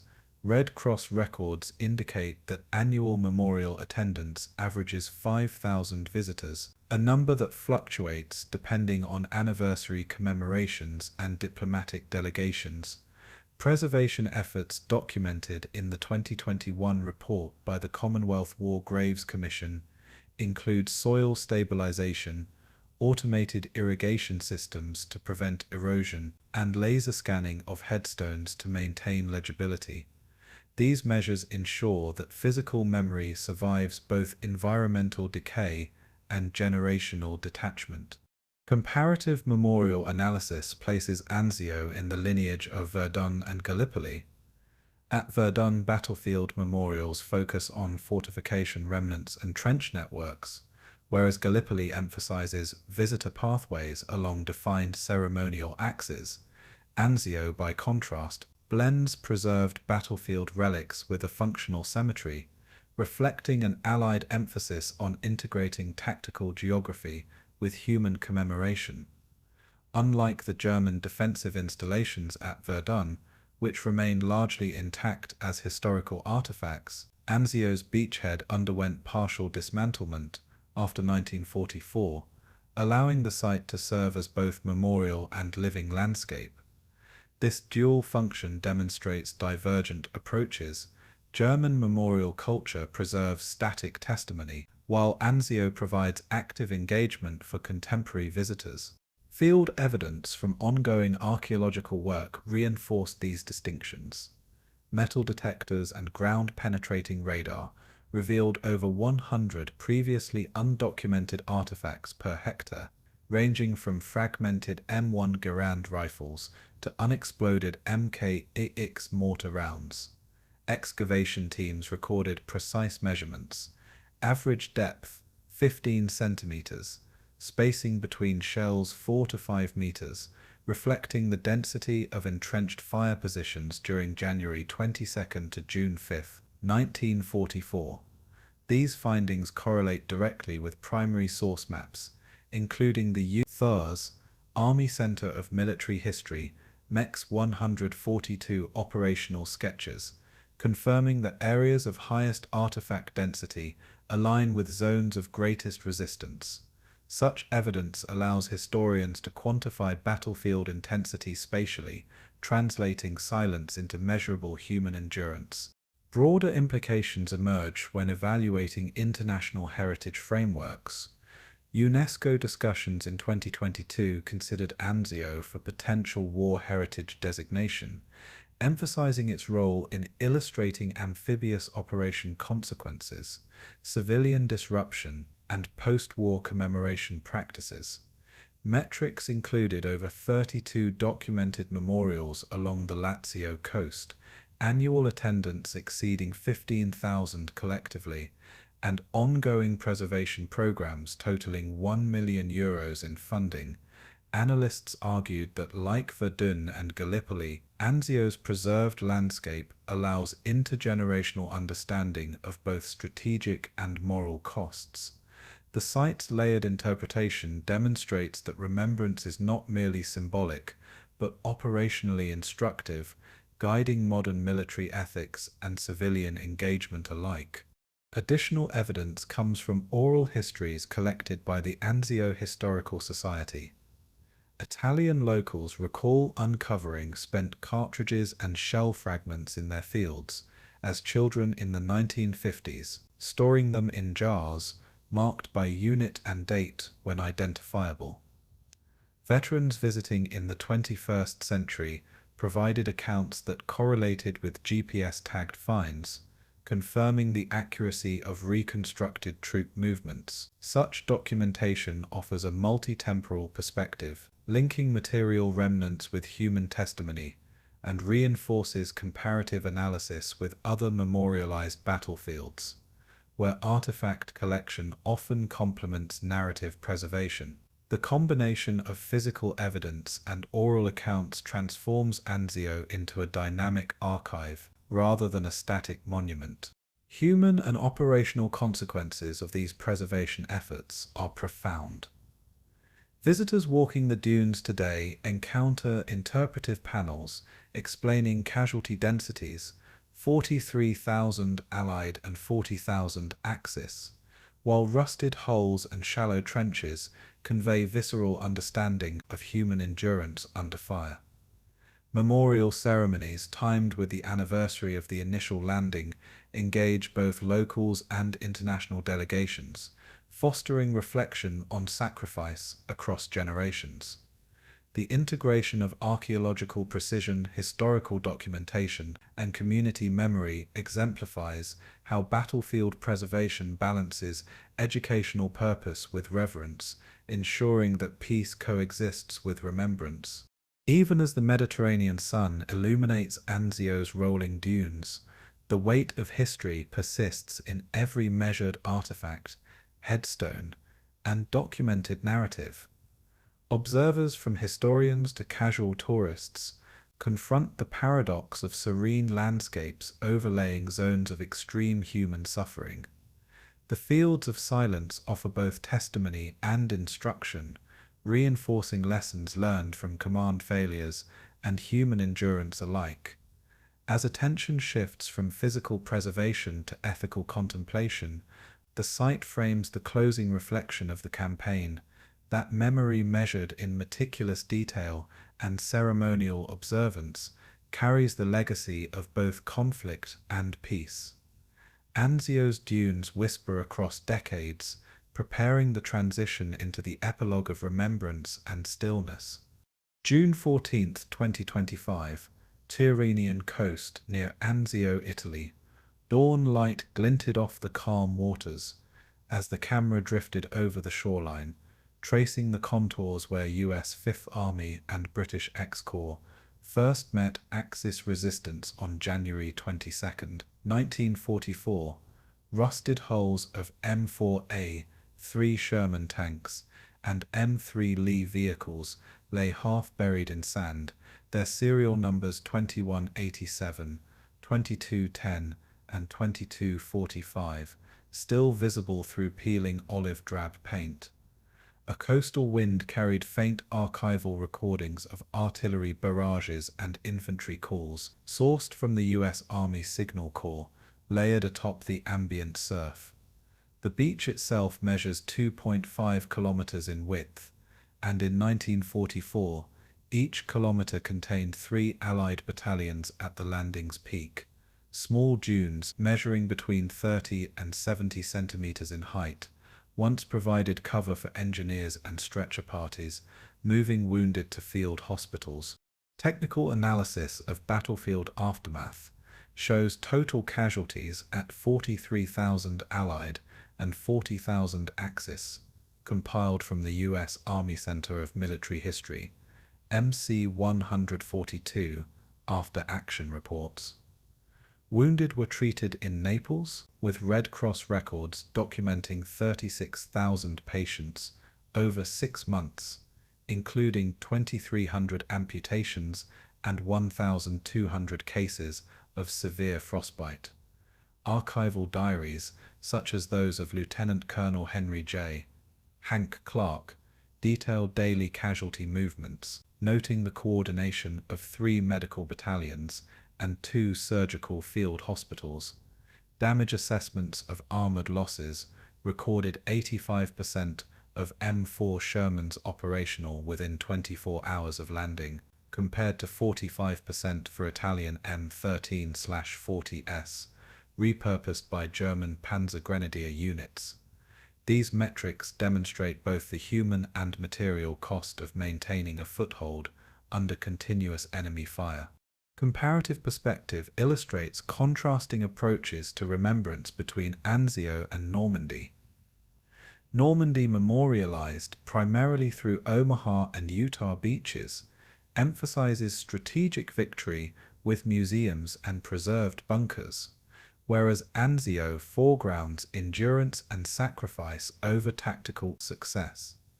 Verdun and Gallipoli memorials maintain static representations of attritional warfare. Anzio integrates battlefield archaeology with living memorials such as the War Cemetery with 1,056 graves. The combination of historical preservation, archaeological excavation, and ongoing ceremonies underscores the Allied philosophy that memory and operational history are inseparable. Unlike German fortifications at Verdun, which largely remain untouched, Anzio actively engages visitors with artifacts spanning from M1 Garand rifles to fragmentary artillery shells. Field investigations conducted by the Anzio Historical Society between 2021 and 2024 employed ground-penetrating radar across 70 hectares, revealing over 100 previously undocumented relics per hectare.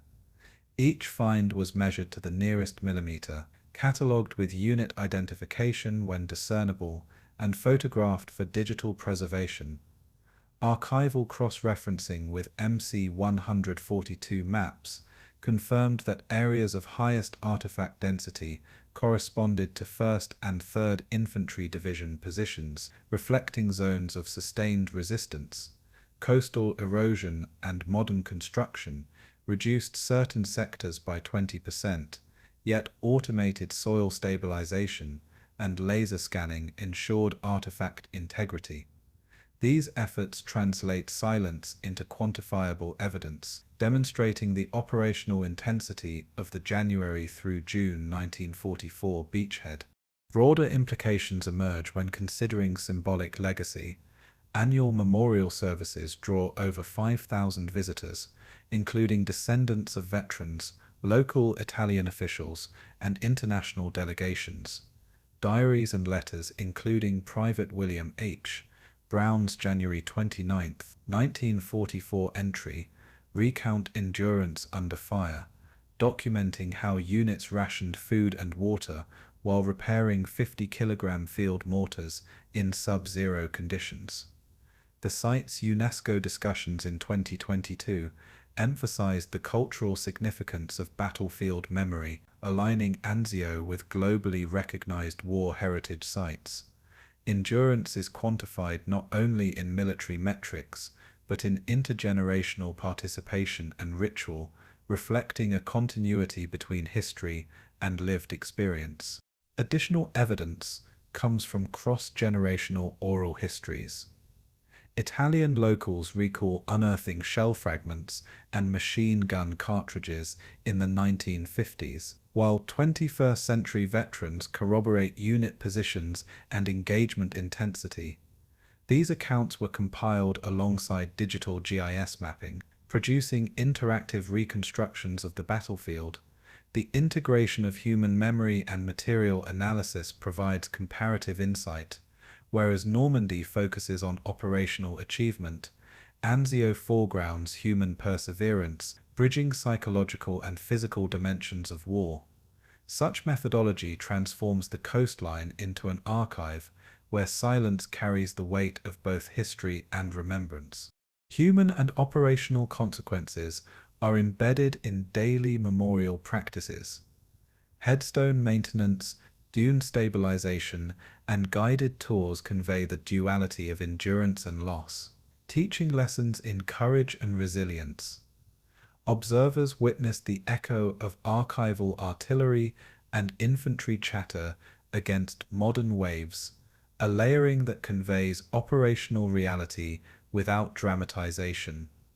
The balance of peace and memory allows reflection on choices made during the landing, where fear and hope coexisted within each soldier, engineer, and medic.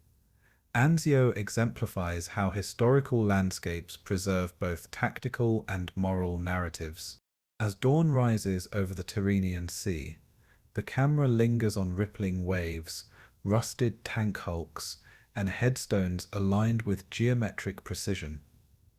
signaling that history and memory converge beneath the quiet sky. The land itself remembers through artifacts, diaries, and the very dunes that sheltered the wounded and dead. Archival voices and letters fade into wind and surf, completing the circle from operational promise to enduring remembrance. Beneath the quiet sky, Anzio stands as testament that courage, endurance, and reflection persist long after the guns fall silent.